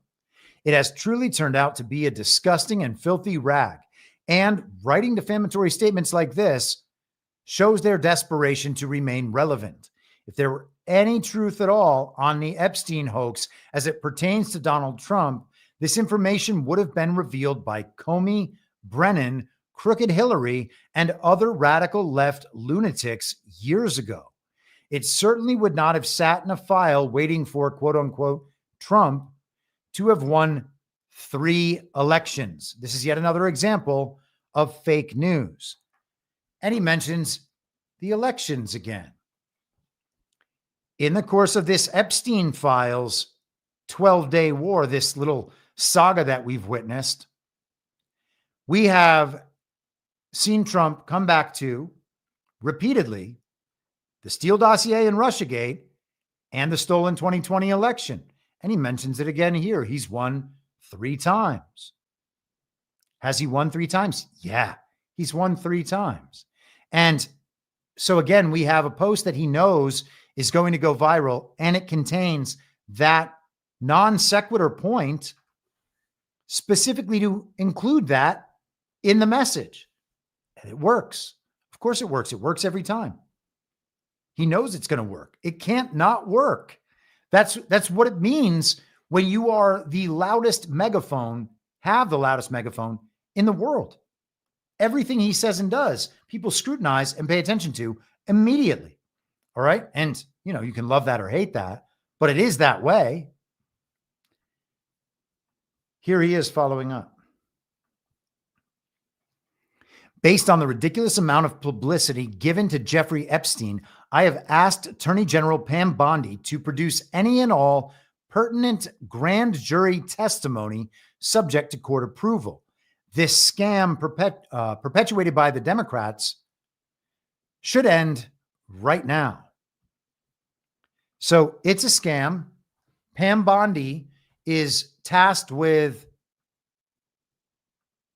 producing or going to the courts and asking the courts if she can produce the grand jury testimony to the public. Now, Brian and I also this morning discussed, he had a former military man and former attorney, I think Marine, and former attorney for the federal government or some federal government employee on his show last night who said that it was extraordinarily unlikely for a grand jury testimony to be released. That almost never happens. I guess we'll see. I wouldn't suspect that Donald Trump won't get that done. Although the counterpoint is playing this card, having this be your strategy. Hey, Pam Bondi asked the court to release this grand jury testimony. Well, now Trump's taken the story and said, Epstein files? No, the Epstein files don't matter. Let's go to the grand jury testimony where the actual claims were made. Okay. And let's find out what those claims were. And let's see what the real basis for this entire saga really is. Will the courts do that? Donald Trump was the bot armies and the deranged people online were saying that Donald Trump was a pedophile and that everyone who stood up for him was therefore also a pedophile or a protector of pedophiles. What will they say when the courts are the ones preventing them from getting the information? And then how will the courts respond? And I guess we'll probably get to see that. I mean, who knows? I don't know how the info op is going to emerge, but it feels like that would be one of those necessary components, like a waypoint that you would have to reach in this story as it goes on. And so I do think that we will, I think that that's going to be seeing the online anger about the court system unwilling to release this stuff. It's going to be a big deal. Okay. And it probably should be a big deal. You know, they're trying to, they say they're trying to protect people by hiding grand jury testimony. But the point is, the government is a function of the people. It's supposed to be a government of, by, and for the people, which means the people have to be informed about everything the government does. And if that's too big because our government's too big, then the problem is our government is too big. You can't just ignore the people's right to know what the government is doing, because if the people don't know what the government is doing, then they can't control the government. And then it's not a government of, by, and for the people. And maybe that is just an unrealistic expectation to have that, but it still happens to be the expectation. And so, you know, the anger that people exhibited over the release of the Epstein files when it comes to Donald Trump, you would think any of that that was real, authentic, and legitimate would be quickly redirected toward these courts to get that information out. Will that happen? I don't know, but I have a pretty good reason to believe that I'm on solid ground thinking that's the play. Let's continue. Pam Bondi responded just right after Donald Trump's post there on X, formerly Twitter, saying, President Trump, we are ready to move the court tomorrow to unseal the grand jury transcripts. Now, I would imagine that Pam Bondi has filed that, though I'm not certain. Okay. It's past 5 p.m. on the East Coast. So the business day, technically, certainly for government employees, is over. So is it possible? Sorry, my dog is barking in the background. I'm not sure if you can hear him. Is it possible that she will still file these today at some point? Yes, I suppose she could have a court filing that doesn't come out until tonight, but I'm sure that she is on it as Trump asked, and she said she would do. I have every reason to believe that she will do that. And so hopefully that is now in the works. And then we'll see over next week, public pressure build on the court system, I would expect. And then we'll see ultimately whether or not the public is deemed entitled to further information. And I don't know that they will ultimately deem the public is entitled to that information. But what are you going to do? Let me take a quick break and do one of these here Rumble ads. We didn't do any on Tuesday. So this is for Rumble Premium. Next Friday afternoon's episode will be a subscriber stream. So if you are a paid subscriber on Substack, you'll be the only type of person with access to watch that live stream live as it happens. And that will be available for paid subscribers on Substack. It is also available on Rumble if you are a member of Rumble Premium. And so then if you want to participate in the Rumble chat while watching the subscriber stream, if you have Rumble Premium, you'll be able to do that. Rumble Premium is a key component of Rumble's monetization model. And it is something that supports the platform, and the platform then supports the content creators to the best of its ability, considering that YouTube is the competitor, the machine, the monopolist organization that has monopolized all of the advertising dollars and the attention-based dollars when it comes to an online video platform. So to think that we are just going to override that is totally unrealistic, but they are competing and they are trying to support their creators, people who have taken advantage of this as a free speech platform of Rumble. I mean, Rumble has not censored us, at any time.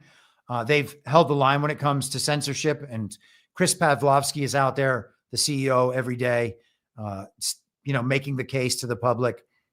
They are fighting a battle now in Brazil over free speech. I don't know if they will win that or not. Truthfully, I don't know if foreign social media companies should automatically be allowed in our country. So I can't then say that American social media companies should definitely be allowed in other countries. That's their decision. That's their problem to work out. I would like to know what they do, and I would like to know how that works out. If it's a regime, if it's the regime side of the info war, is that something that we believe should get exported? And it's not in Rumble's case, but it could be in other cases. And the argument is happening over Twitter in Europe right now. But back to Rumble. Corporate America is fighting to remove speech. Rumble is fighting to keep it. Rumble won't survive with brand advertisers. They don't get much of it. Watching this show on Rumble is the most I can ask from you. But if you really believe in this fight and you have the means, one major way you can help Rumble survive is by joining Rumble Premium. Join the community that believes in the First Amendment and believes in our human right to free speech. Rumble is offering $10 off with the promo code STUDIO when you purchase an annual subscription. Go to rumble.com/premium and use promo code STUDIO. Like I said, if you have the means and believe in the cause, now is the time to join Rumble Premium. If you don't have the means, we are just happy if you watch us on Rumble. Okay, let's get back to business here. Checking in on the chat. Everybody's doing okay. Rumble rant from John Henry Bonzo, $10. We appreciate your contributions to Badlands Media, your podcasts and Substack articles. Chris, enjoy your weekend. Thank you very much, my friend, and thank you for your continued support. All right, let's get back into it. And we will go here to Trump's post this morning on Truth Social. Hold for processing. I don't know why this is taking me so long. There we are. If there was a smoking gun on Epstein, why didn't the Dems, who controlled the quote-unquote files for years and had Garland and Comey in charge, use it? Because they had nothing, he says. Garland and Comey is interesting because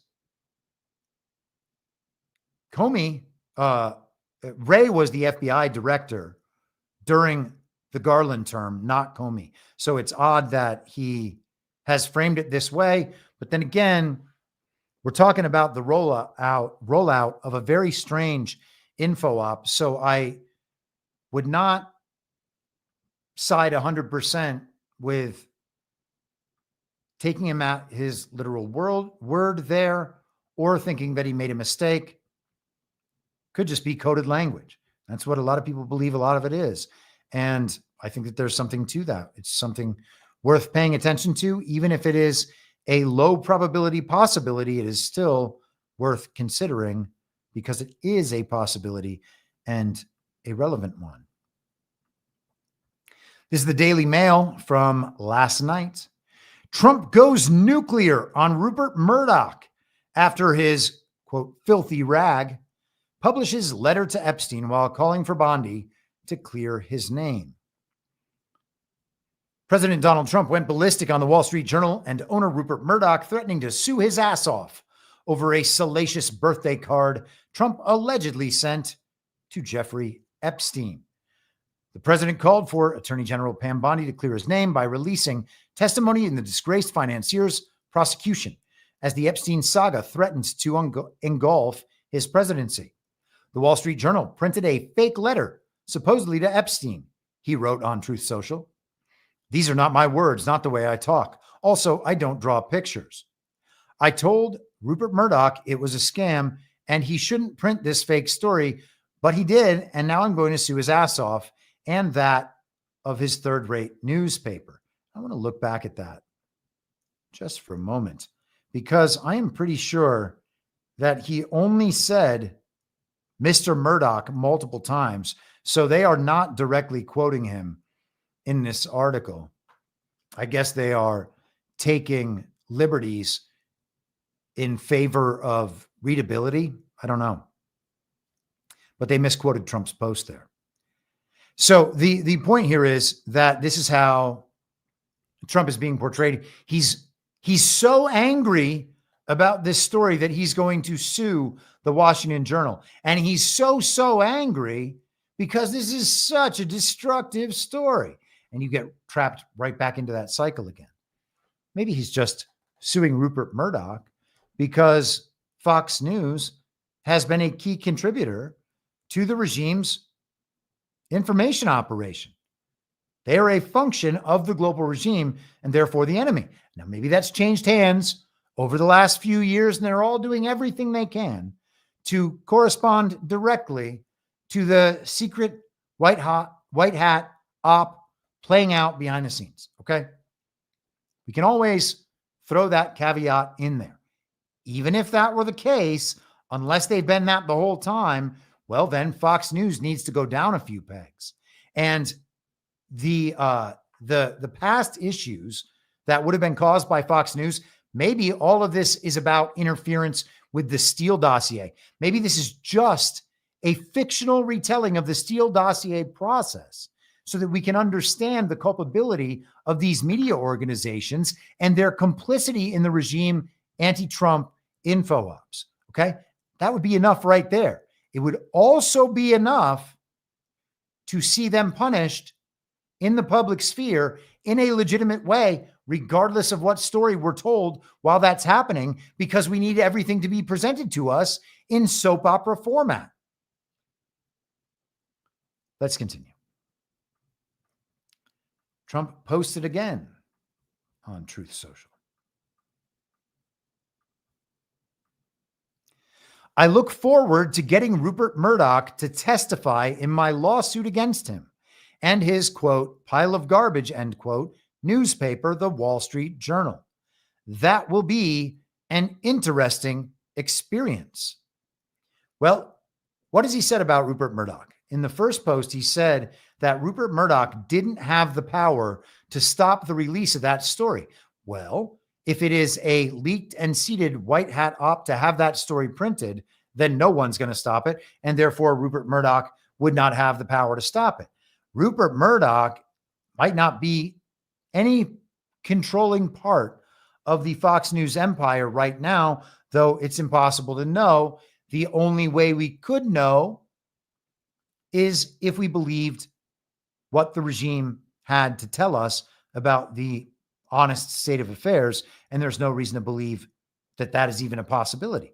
So, you know, it's entirely possible that he's still making decisions. I'm not saying it's not. I'm just saying to be waiting for the media to tell us Rupert Murdoch's not in control anymore, that's not who Trump's talking about. Well, that's not going to happen. So he's presented him as not having enough power, and now he's saying that it would be an interesting experience to have Rupert Murdoch testify. Will Rupert Murdoch testify? That would be quite interesting. I don't think that we're going to see that happen. Steve Bannon today was talking about Rupert Murdoch and how he wasn't required to testify in the Fox Dominion lawsuit because they eventually settled. And so will we see him on on trial in some sense, on the witness stand at some point in the future, perhaps. Polymathanon, $10. Thanks for the good show yet again, Chris, and for your reasonable voice. I thank you, and APL should be thanking you. And yes, she should.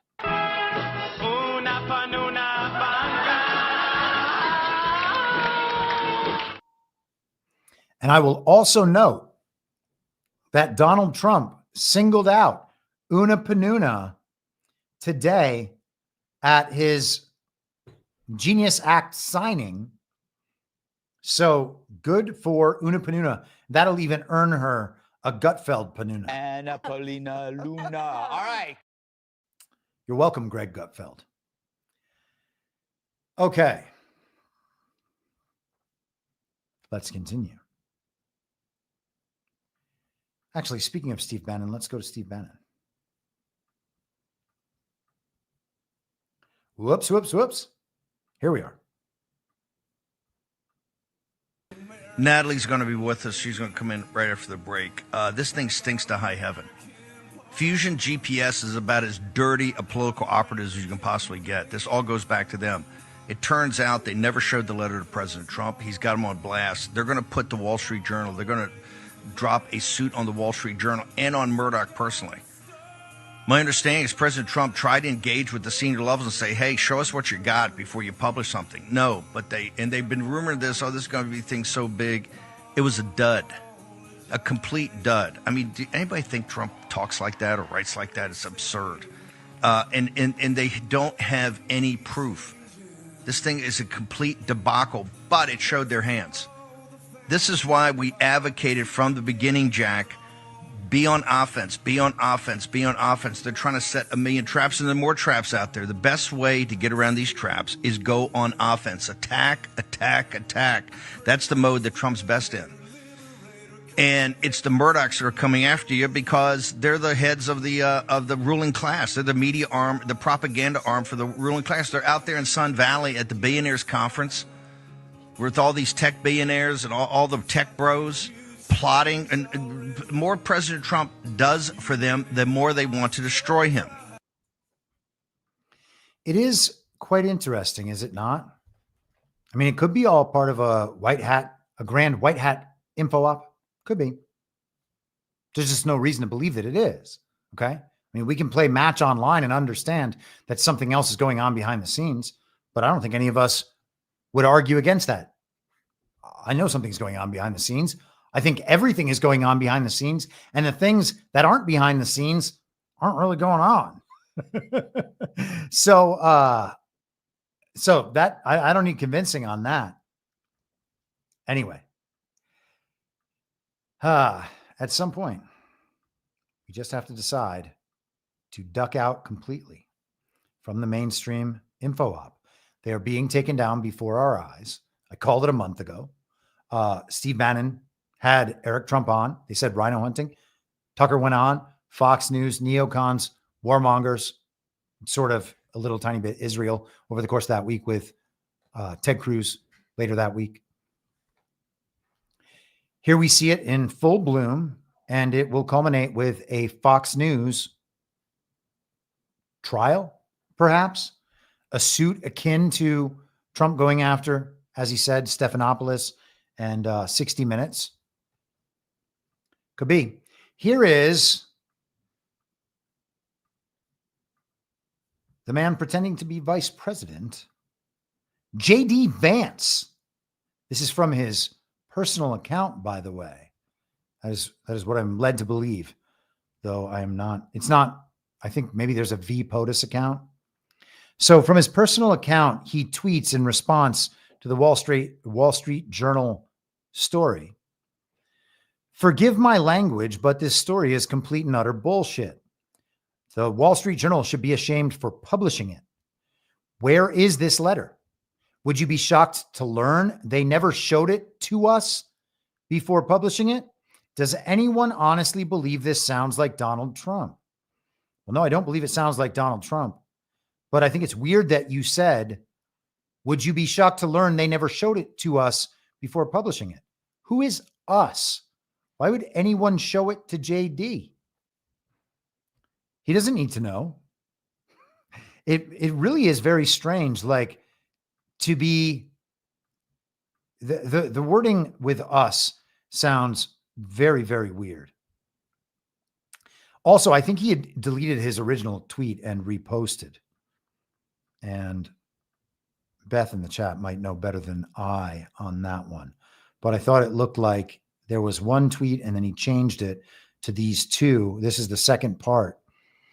Doesn't it violate some rule of journalistic ethics to publish a letter like this without showing it to the victim of this hit piece? Will the people who have bought into every hoax against President Trump show an ounce of skepticism before buying into this bizarre story? Well, the last part is true, and that's the case I've been making. I think that that's not, I don't think they're going to show an ounce of skepticism.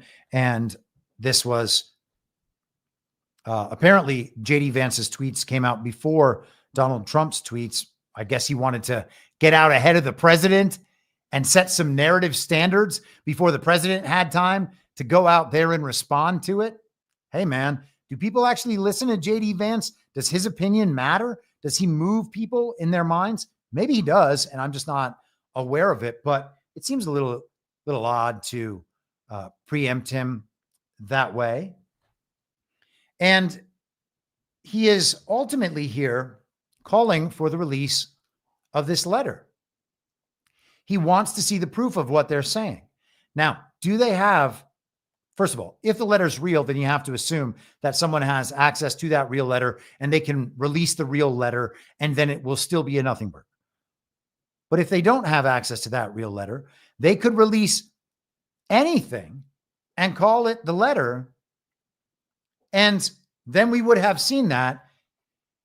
To people who can't think, that would be proof to them. They'd be like, ha, see, we told you that there's a real letter. But it's not proof of anything. It's just the same regime media releasing the next piece of the info up to confirm the last piece. And there will be probably more pieces. They'll try to make each one sound more dramatic. Same as Stormy Daniels, same as Jean Carroll. All these stories are the same. The media rollouts, no matter what kind of story they're telling, are always the same. They put out everything that you need to know. And then when people start to respond, well, that doesn't sound quite right, then they'll release new stories that explain exactly how it's still quite right. And you'll think, whoa, they've really gotten to the bottom of those details. Now it's explained. Now it must be true. My objections are totally taken care of. Okay. So they lie and then they lie again. And you're like, well, I know they lie sometimes, but I also know that they tell the truth sometimes. So I'm going to give them the benefit of the doubt. And then on the second lie, you're like, okay, well, that second lie, that was enough. That did it for me. This must be true now. There are truthers who think that way and operate that way. Okay. It's a lie sometimes. Like what, their motivations change over time. Populism and nationalism aren't threats. The regime's global control over economy and militaries and media aren't threats. It's amazing. Amazing. Let's keep going. So JD is asking for the next element of the info op to be released. Now, there's two ways to play this. And I'm going to give you the yes, JD is a good guy. And no, JD is just an irrelevant plant used for, I don't know, comic relief to show what dummies exist in the conservative sphere and in the tech world. Maybe that's the entire purpose of JD Vance. I'm not sure. I'm trying to find where his, oh, here it is. The picture from the other day. Remember him just 5 days ago in this humiliation ritual to celebrate the 1-year anniversary of him being selected to pretend to be the running mate in a fake election campaign, where he said lots of based and red-pilled things to all the podcast bros and everyone in the normie sphere. And they thought, oh, this is so positive. We have a standard bearer who can be president after Trump. It's going to be so much nicer to have this guy in control. That's what he was marketed to be. And that's what people accepted him as. If, you are susceptible to every info op that's rolled out. Otherwise, you look at that and you say, hey, the heir apparent is putting out a picture taken of himself in a Trump 2028 hat, advertising himself as what, not heir apparent? If you are still holding on to JD Vance being the heir apparent and just thinking, oh no, 2032, you are still groveling, A, to JD Vance, but B, just among your fellow Americans, you are saying that you are ready to choose who should be president in 2032 based on JD Vance being selected as vice president to Donald Trump after already watching Mike Pence? What? How? How does anyone maintain that? I don't know. I don't know. All you have to do is think about these issues in their fullness. And it's immediately like, oh, well, that's ridiculous. Look at him. He looks ridiculous. I said this morning, he looks like a doofus. He does look like a doofus. Trump 2028. Give me a break. It's crazy. So that's a humiliation ritual. And now JD Vance is clearly out there instigating the next phase of the info op. And here's Lawrence O'Donnell on MSNBC last night. He went on like a 20-minute diatribe. This picks up about 12 minutes in. Donald Trump posted that on social media tonight. His vice president got out ahead of Donald Trump on social media and said something that Donald Trump refused to say in his own social media post. What J.D. Vance wrote tonight could be his first big move to become the next president of the United States without waiting for the next election, because what J.D. Vance wrote tonight adds fuel to the fire burning in Trump world about the Epstein files, which now will burn all the hotter because of the Wall Street Journal's reporting tonight. J.D. Vance said what could be the most harmful thing anyone on the Trump team could say tonight. In his social media post, J.D. Vance used Donald Trump's new favorite form of public presidential profanity in J.D. Vance's best imitation of Donald Trump. J.D. Vance wrote, "Forgive my language, but this story is complete and utter bullcrap. The Wall Street Journal should be ashamed for publishing it. Where is the letter? Would you be shocked to learn they never showed it to us before publishing it? Does anyone honestly believe this sounds like Donald Trump?" And in another post, J.D. Vance wrote, "Doesn't it violate some rule of journalistic ethics to publish a letter like this without showing it to the victim of this hit piece?" The answer is no. It does not violate journalistic ethics. And the worst thing that can happen to Donald Trump is for the Wall Street Journal or anyone else to release publicly a copy of that letter. The worst thing that could happen to Donald Trump is exactly what his vice president, J.D. Vance, is demanding tonight. J.D. Vance, the person who would move up to the presidency if this issue becomes so difficult that it drives Donald Trump out of the presidency through impeachment or resignation. We have seen this happen to a president before, and Donald Trump has never been weaker. And J.D. Vance of all people, is saying, show us the letter, demanding to see the letter. Donald Trump did not dare to say, where is the letter, in his social media post tonight, which occurred 40 minutes after J.D. Vance's social media post tonight. Donald Trump is not asking to see that letter. Donald Trump doesn't want you to see that letter. But J.D. Vance wants you to see that letter.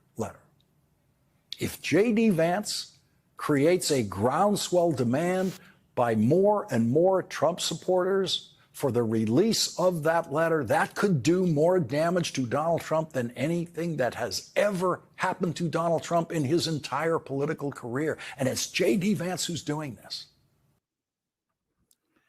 So, congrats, JD. Now, JD could know the info op in advance and be trying to trigger it and deflate it. I don't know. Maybe he's being the good guy. Okay. Otherwise, he's playing directly into these people's hands. That's certainly how Lawrence O'Donnell took it. Now, I've been told, I think CanCon said it this morning, although I'm not sure who sent it to me. I've been told, and someone can check me on this, that Caroline Leavitt came out today and also said that the media outlets should release the letter. And that would be an indication, I would think, that they know that the entire thing is bullshit. And the letter is not going to be damaging in any way if it's real. And maybe they're just trying to turn up the pressure on the media, turn up the pressure on the Wall Street Journal to force them to show what their evidence is. Okay. I mean, again, we're talking about the Steele dossier model. So we got to get through all these steps. But if JD Vance is being a white hat, then Lawrence O'Donnell might be too, just saying. Okay. Because he's playing into the other side of that op, making his audience think, oh, the letter's going to be a big deal. The letter's going to be the thing. And then people will commit to that letter. Oh, the letter, when it comes out, that's going to be the most damning thing. JD Vance is doing this in Lawrence O'Donnell's telling because he thinks that this is going to help get rid of Donald Trump, to remove him from office so that JD Vance can ascend to the presidency. That's an awfully strange thing for Lawrence O'Donnell to be theorizing, don't you think? I don't know. I don't know where the story's going. I mean, I have a pretty good idea that's not going there, but hey, man, it could. Will they try to remove Donald Trump from office and all this? Probably. We'll probably get over the course of the next year. This is old theory on this podcast, but that we have historical stories being replayed in reruns, like Ukraine and Israel. That's a replay of World War II. Okay. And so the, a Trump takedown attempt by the DOJ and the FBI, well, that's a Watergate rerun. And so I expect that we'll see stuff like that. And, attempts made to remove Donald Trump from office, and it'll all just eventually unravel and expose itself. But you can see the makings of a step-by-step info op as we watch along. And of course, again, I would suggest that there is strong reason to believe that all this stuff is simply scripted. Let's get to today. Man, this is one of those days. I probably could have easily talked for another 2.5 to 3 hours worth of issues, but I'm not going to do that, of course. And those are not obviously the sort of primary issues that these are. I was going to spend some time on Brazil and Bolsonaro and the tariffs, and I do think all of that is important. I would encourage everybody, as the Bolsonaro story comes back around, to pay special attention to it, and to pay special attention to the story parallels as they happened here 2 years prior. Okay. Trump's calling it a witch hunt down in Brazil against Bolsonaro. Where else is he saying a witch hunt's going on? In Israel against Netanyahu. And again, as I've said since the paragliding go-kart incident, this is clearly all to take Netanyahu out of power because the color revolution didn't work. Okay. And you can watch the Brazil thing play out. It's just a replay of what happened here 2 years later. And I think just even understanding those elements, being able to look at the pattern and say, okay, we have Trump here, we have Bolsonaro there. We have Joe Biden here. We have Brazilian Joe Biden, Lula da Silva down in Brazil. We had the January 6th version of the Reichstag fire here in the United States. We had the January 8th version of the Reichstag fire in Brazil. Okay. And again, that whole scenario was a replay of the Reichstag fire. It's all reruns. I'm just saying. They don't have any new intellectual property. And just to cap the theory off. They don't have any new intellectual property because the story beats have to remain the same. Okay. They are using stories to influence the public consciousness, the collective consciousness. And they do it through emotional triggers, trauma, psychological manipulation, etc. So all the stories are designed to hit the same emotional points so that the meaning that gets smuggled in with them, with the emotion, when we are weakened and unable to discern because our emotions have taken us over, that's when they are able to effectively pull one over on us. Sorry, I lost my train of thought there right at the end, trying to pull up this next story. Here we are, Daily Mail again, just quickly. Trump has new billionaire best buddy, and he's set to be even more powerful than exiled Elon Musk. So this is the news story. Same timeline. Here's the news story. New billionaire buddy. After the dramatic rise and fall of President Donald Trump's partnership with Elon Musk, the former Doge boss has been exiled to the sidelines and is forced to watch his nemesis, OpenAI chief Sam Altman, chief executive Sam Altman, potentially take his place. Altman and Musk had one of the most publicly brutal fallouts in the tech world when they went from partners to foes in 2018. Oh, how dramatic and exciting. Another breakup. But Donald Trump is getting screwed over by his old billionaire friend, Jeffrey Epstein. He's been screwed over by his new billionaire friend, Elon Musk. And now he has a new billionaire friend, Sam Altman of OpenAI. And I would suggest that we are witnessing another info op, and we'll see how Sam Altman is tasked with guiding the implementation of AI into the federal government, and it'll then help us figure out something with Doge and blah, blah, blah. Okay, let's keep going. This was a press release this morning from the Office of the Director of National Intelligence. That would be the television character known as Tulsi Gabbard, who just so happens to have the styling of an X-Men character and believes in many armed gods. Here we go. New evidence of Obama administration conspiracy to subvert President Trump's 2016 victory and presidency. On Friday, Director of National Intelligence Tulsi Gabbard revealed overwhelming evidence that demonstrates how, after President Trump won the 2016 election against Hillary Clinton, President Obama and his national security cabinet members manufactured and politicized intelligence to lay the groundwork for what was essentially a years-long coup against President Trump. Fox News is pushing this. We'll get to that in just a second. In the months leading up to the November 2016 election, the intelligence community consistently assessed that Russia is probably not trying to influence the election by using cyber means. And again, we have Cambridge Analytica playing out in the Facebook trial. That trial also listing Thiel and Andreessen as co-defendants.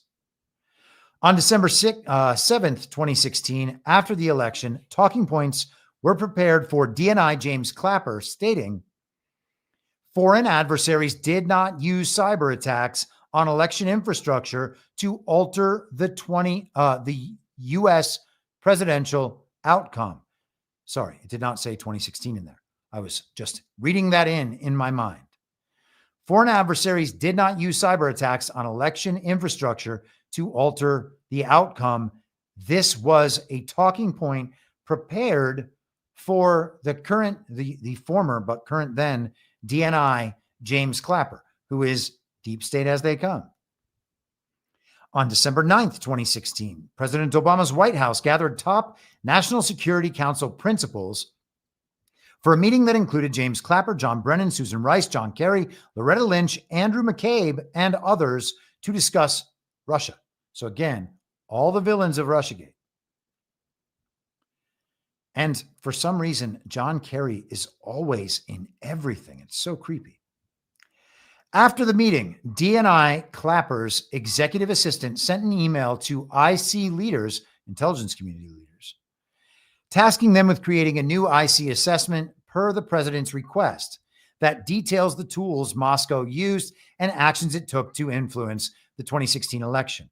It went on to say, ODNI will lead this effort with participation from CIA, FBI, NSA, and DHS.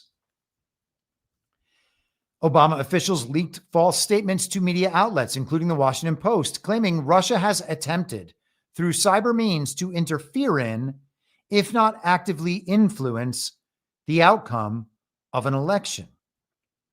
On January 6th, 2017, a new intelligence community assessment was released that directly contradicted the IC assessments that were made throughout the previous 6 months. After months of investigation into this matter, the facts reveal this new assessment was based on information that was known by those involved to be manufactured, i.e. the Steele dossier, or deemed as not credible. This was politicized intelligence that was used as the basis for countless smears to delegitimize President Trump's victory, the years-long Mueller investigation, 2 congressional impeachments, high-level officials being investigated, arrested, and thrown in jail, heightened U.S.-Russia tensions, and more. A statement from Tulsi Gabbard. The issue I am raising is not a partisan issue. It is one that concerns every American. The information we are releasing today clearly shows there was a treasonous conspiracy in 2016 committed by officials at the highest level of our government. Their goal was to subvert the will of the American people and enact what was essentially a years-long coup with the objective of trying to usurp the president from fulfilling the mandate bestowed upon him by the American people. Their egregious abuse of power and blatant rejection of our Constitution threatens the very foundation and integrity of our democratic republic. No matter how powerful, every person involved in this conspiracy must be investigated and prosecuted to the fullest extent of the law to ensure nothing like this ever happens again. The American people's faith and trust in our democratic republic, and therefore the future of our nation, depends on it.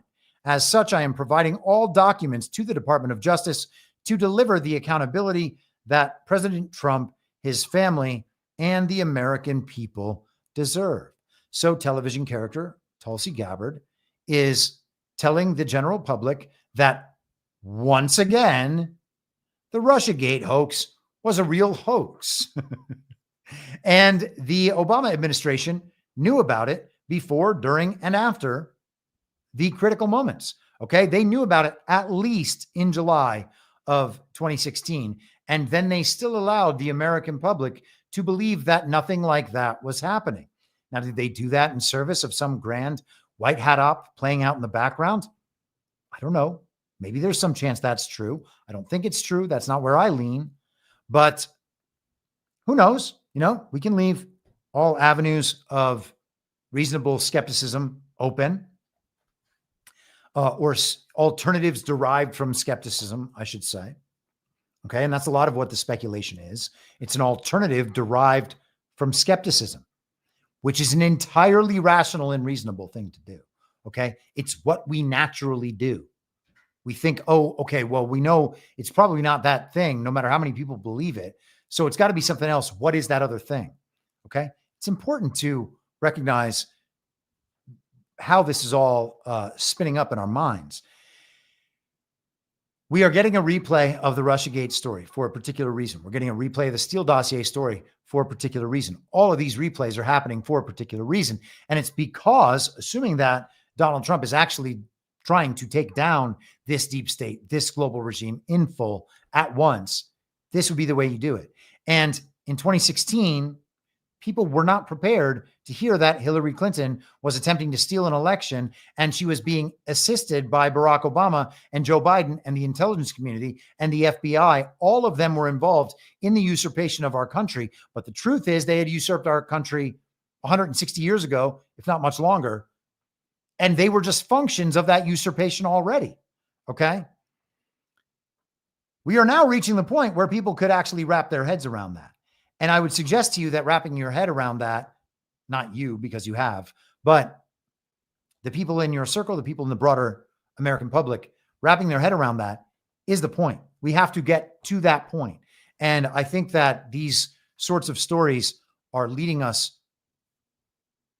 strongly in that direction. I just want to pull the headline up here for just a second from Fox News, so we can see exactly how it is being framed for the standard issue villagers on the uniparty right.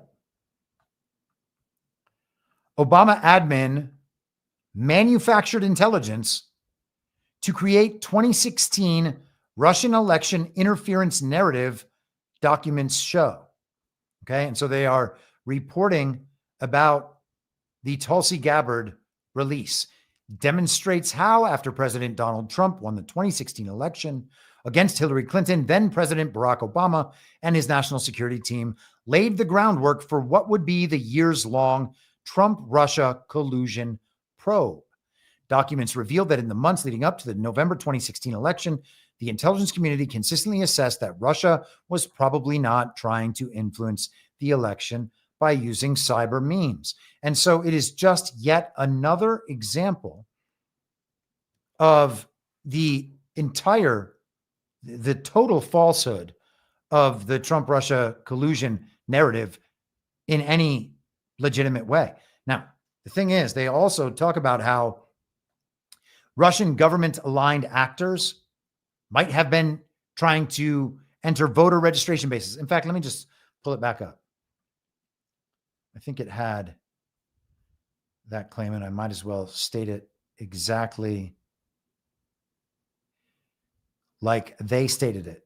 Foreign adversaries did not use cyber attacks on election infrastructure to alter the U.S. presidential outcome. That was the point made to Clapper. The Presidential Daily Brief had stated, we assessed that Russian and criminal actors did not impact recent U.S. election results by conducting malicious cyber activities against election infrastructure. Russian government-affiliated actors most likely compromised an Illinois voter registration database and unsuccessfully attempted the same in other states. Okay? Russian government-affiliated actors. Now, when you divide by good twin, evil twin, rather than by Democrat, Republican, right, left, red, blue, Russia has factions as well. Okay. But all that matters is good twin, evil twin. You can be affiliated. You could be government affiliated right now and have no connection to Donald Trump. Okay. And that is very easy to understand because Donald Trump's number one task and purpose from the American people, the reason they gave him the mandate was to eliminate all of the government actors that work in opposition to Donald Trump. Understanding that same model in another country should tell us that there can be government-aligned actors that are nonetheless not aligned with Vladimir Putin and not doing Vladimir Putin's bidding. They could just be aligned with other parts of the government. Okay. So that is one of those statements that sounds very conclusive, but is not actually conclusive at all. It only opens more questions. And it would not be remotely surprising to see legitimate Russia-based global regime interference reframed as Russian-based interference to help Trump. Okay. Or to potentially just frame Trump as having cheated. And if that was the case, then the Kill Chain documentary would make a lot of sense in that light. And that is its own rabbit hole and its own line of reasoning that we do not have time to go down right now. There is one last thing I definitely do not want to miss before we get out of here for the week. And it is this. House passes Trump's request to rescind foreign aid, public media funding after Epstein fallout delays vote. House Republicans approved a package after midnight Friday to claw back $9 billion in foreign aid and public broadcasting funding, sending it to President Trump's desk. Congress beat a Friday end-of-day deadline to pass the bill, which is known as a rescissions request, after which the money would have had to been spent as originally intended.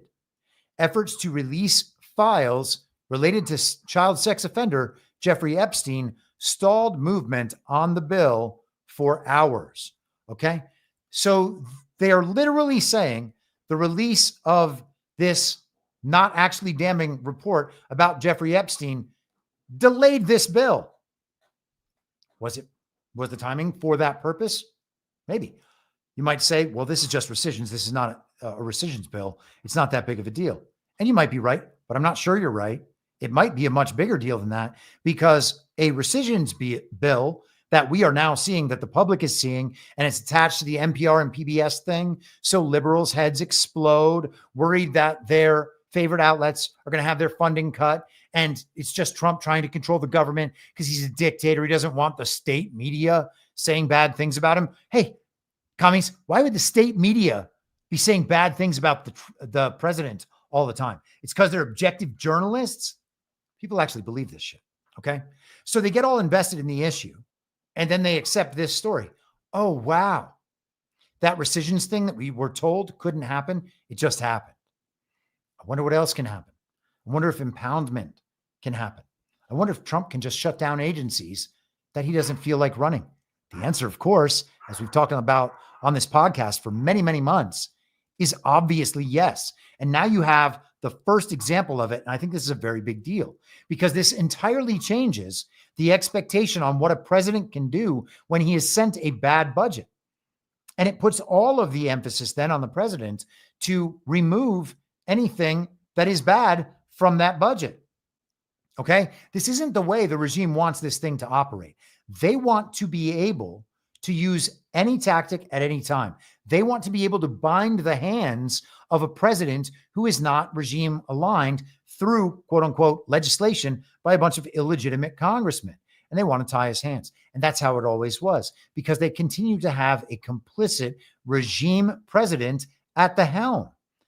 So when they release ridiculous budgets, the president would say, well, you know, we got to sign the NDAA. We have no choice about this one. Well, we have to keep the government running or else we're going to have a big, scary government shutdown. We have no choice on this one. And it removes all the accountability from the president. And removing all the accountability from the president is the same thing as thwarting any mandate that president might have if the president is not allowed to exercise that mandate. But on the side of a regime president, it just allows them to clean their hands, to wash their hands of any responsibility for passing a budget that the American people know is terrible. Or at least they only have their little partial responsibility, but it was mostly this other group's fault. It wasn't mostly the president's fault. It was mostly the Congress, and there's like 535 of them. So you can never tell which ones are doing the bad thing. And I guess nobody's accountable. Every budget that we've had for my lifetime has been that way. And now something is different.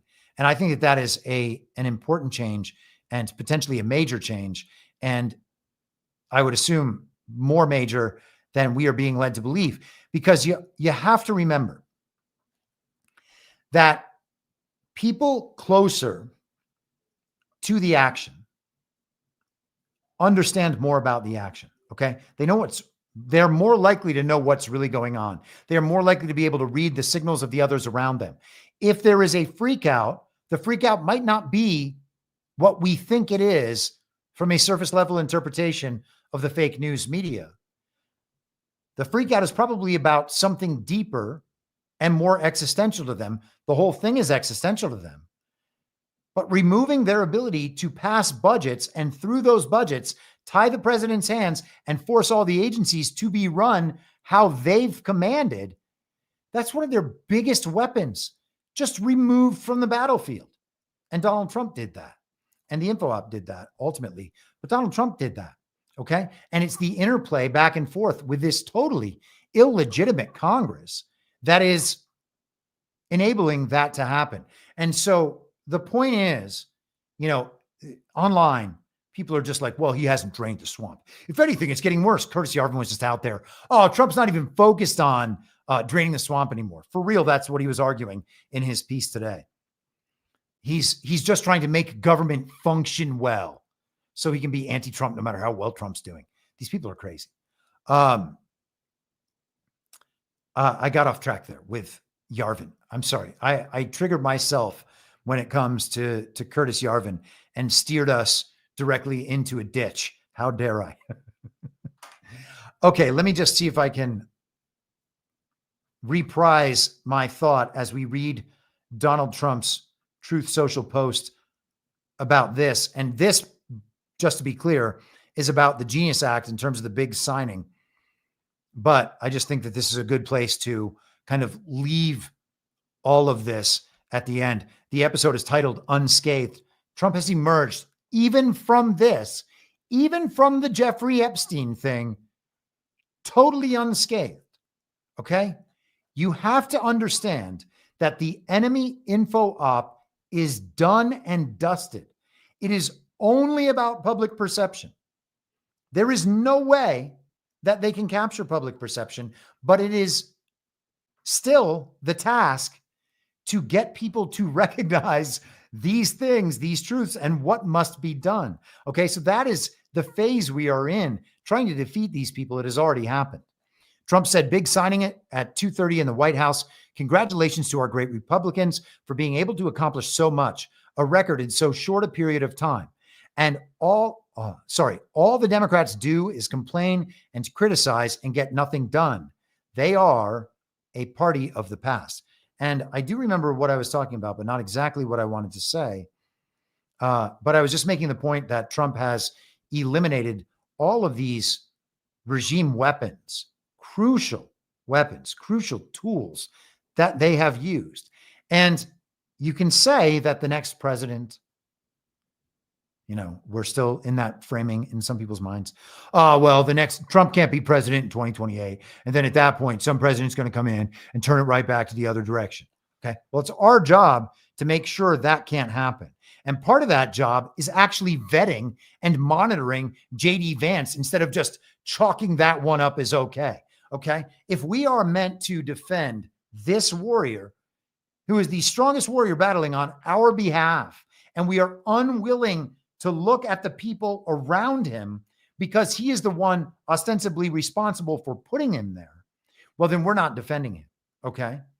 And so we have to look at those things. We have to make those choices. The framing of who's going to be president in 2028 is irrelevant, not only because we don't know, and it's not the focus of right now, but it's because the narrative has already pushed past that point. Okay.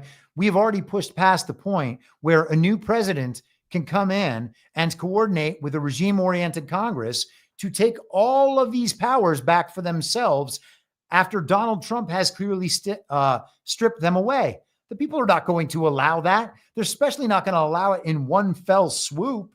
Okay. They don't actually have the power to implement everything they want to implement if the people aren't complying, if the people are engaged in their local communities and holding local officials accountable, because ultimately whatever happens at the federal level is just agenda manipulation and agenda implementation manipulation at a lower level through government funding and all these various programs and NGOs that operate everything. Okay. So there's not going to be a point at which the American people now don't know that this sort of thing is possible. And it's our role, of course, to press this into the American understanding. Presidents are actually just allowed to cancel any spending they want at any time because they're the plenary authority of the executive branch. And under the Constitution, the Congress cannot make the president do things in contradiction to his own administration's agenda. Period. End of story. That's all we need. All right, we're going to wrap it up and leave it there. I'm going to check on Rumble Rants. I'm going to do a quick Rumble ad, check on the chats, and then we're out of here. Beth, $5. No, there was a tweet on Blue Sky, and then he did a longer one on X, and she's talking about JD Vance. Maybe I saw his Blue Sky tweet first. Oh, now she says, for another $5, thank you, Beth. Ignore my fake news. He did not post it on Blue Sky, and he also never posted on the VP account, just his personal. Okay, yeah, so that's what it is. I think that there also just might be a deleted post on his personal that he replaced. I could be wrong about that. I will try to verify that a little better. Okay, and that's it for the Rumble Rants, checking in with people over on YouTube. Thank you all for watching. Thank you all for hanging out in the chat and participating. If you are out there on Rumble or YouTube, please go ahead and hit that thumbs up, because theoretically, at least, that does help me. Who knows about reality? Quick Rumble ad, and then we will be out of here. If you still haven't tried 1775 coffee, do it now. The 1775 starter kit is out. There is a limited number of units, and I can imagine they are going away because we've been talking about this for quite a long time. I cannot imagine that if there was a limited number of units, it would still be happening. Apparently, they have a typo on the number of units. It cannot be 1,000. I'm convinced. You're getting the bold dark roast that hits harder than a CNN fact check, the smooth medium roast, and the Vitality mushroom coffee for clean energy and laser focus. No crash. All single origin, small batch, toxin free, and mold free. Plus, you're also getting a gold spoon clip, a frother, and a black 1775 tumbler. $170 worth of coffee and gear, yours for $99. This is for the ones who've been watching 1775 blow up on Rumble, wondering if it's actually worth it. Spoiler alert, it is. Go to 1775coffee/studio and get your starter kit before they're gone. Bold beans, clean fuel, and a morning routine that stands for something, just like Rumble does. Start your day with coffee that actually backs what you believe. And with that, I am going to bid you adieu. I hope all of you had a wonderful time hanging out in the chat. I hope you enjoyed the episode. Thank you all very much for your support. The likes and the comments are very much appreciated. All the kind words and the responses on the Substack stuff lately especially have been wonderful. Thank you for your help in the Telegram chat and on Truth Social and the rest of it. I appreciate all of that more than you can ever possibly know. And with that, I will see you on Tuesday at the same reasonable time on the same reasonable podcast network. I don't have a network. Masks and lockdowns don't work. They lied to you about a pandemic, and Joe Biden will never be president, or was never president. Damn it! Started poor, ended poor, almost had it. Well, what? You know who I am, don't you? Well, you ain't Fiona Apple, and if you ain't Fiona Apple, I don't give a rat's ass. What's wrong with being an angry prophet denouncing the hypocrisies of our times? What do you think, Max? Do you want to be an angry prophet denouncing the hypocrisies of our times? Yeah, I think I'd like to be an angry prophet denouncing the hypocrisies of our times. It's not true. It's more true than I would perhaps prefer. Let you down. We do a little trolling. It's called We Do a Little Trolling. In my mind, that's the end game. If you're listening for free and would like to support the show, the best way to do that is by signing up for a paid subscription at imyourmoderator.substack.com. You can find the info stream over on Telegram at t.me/veryreasonable. The merch site is cancelcouture.com, and for all my other links, you can visit linktree.com/imyourmoderator. And I'll see you soon. Down on the range.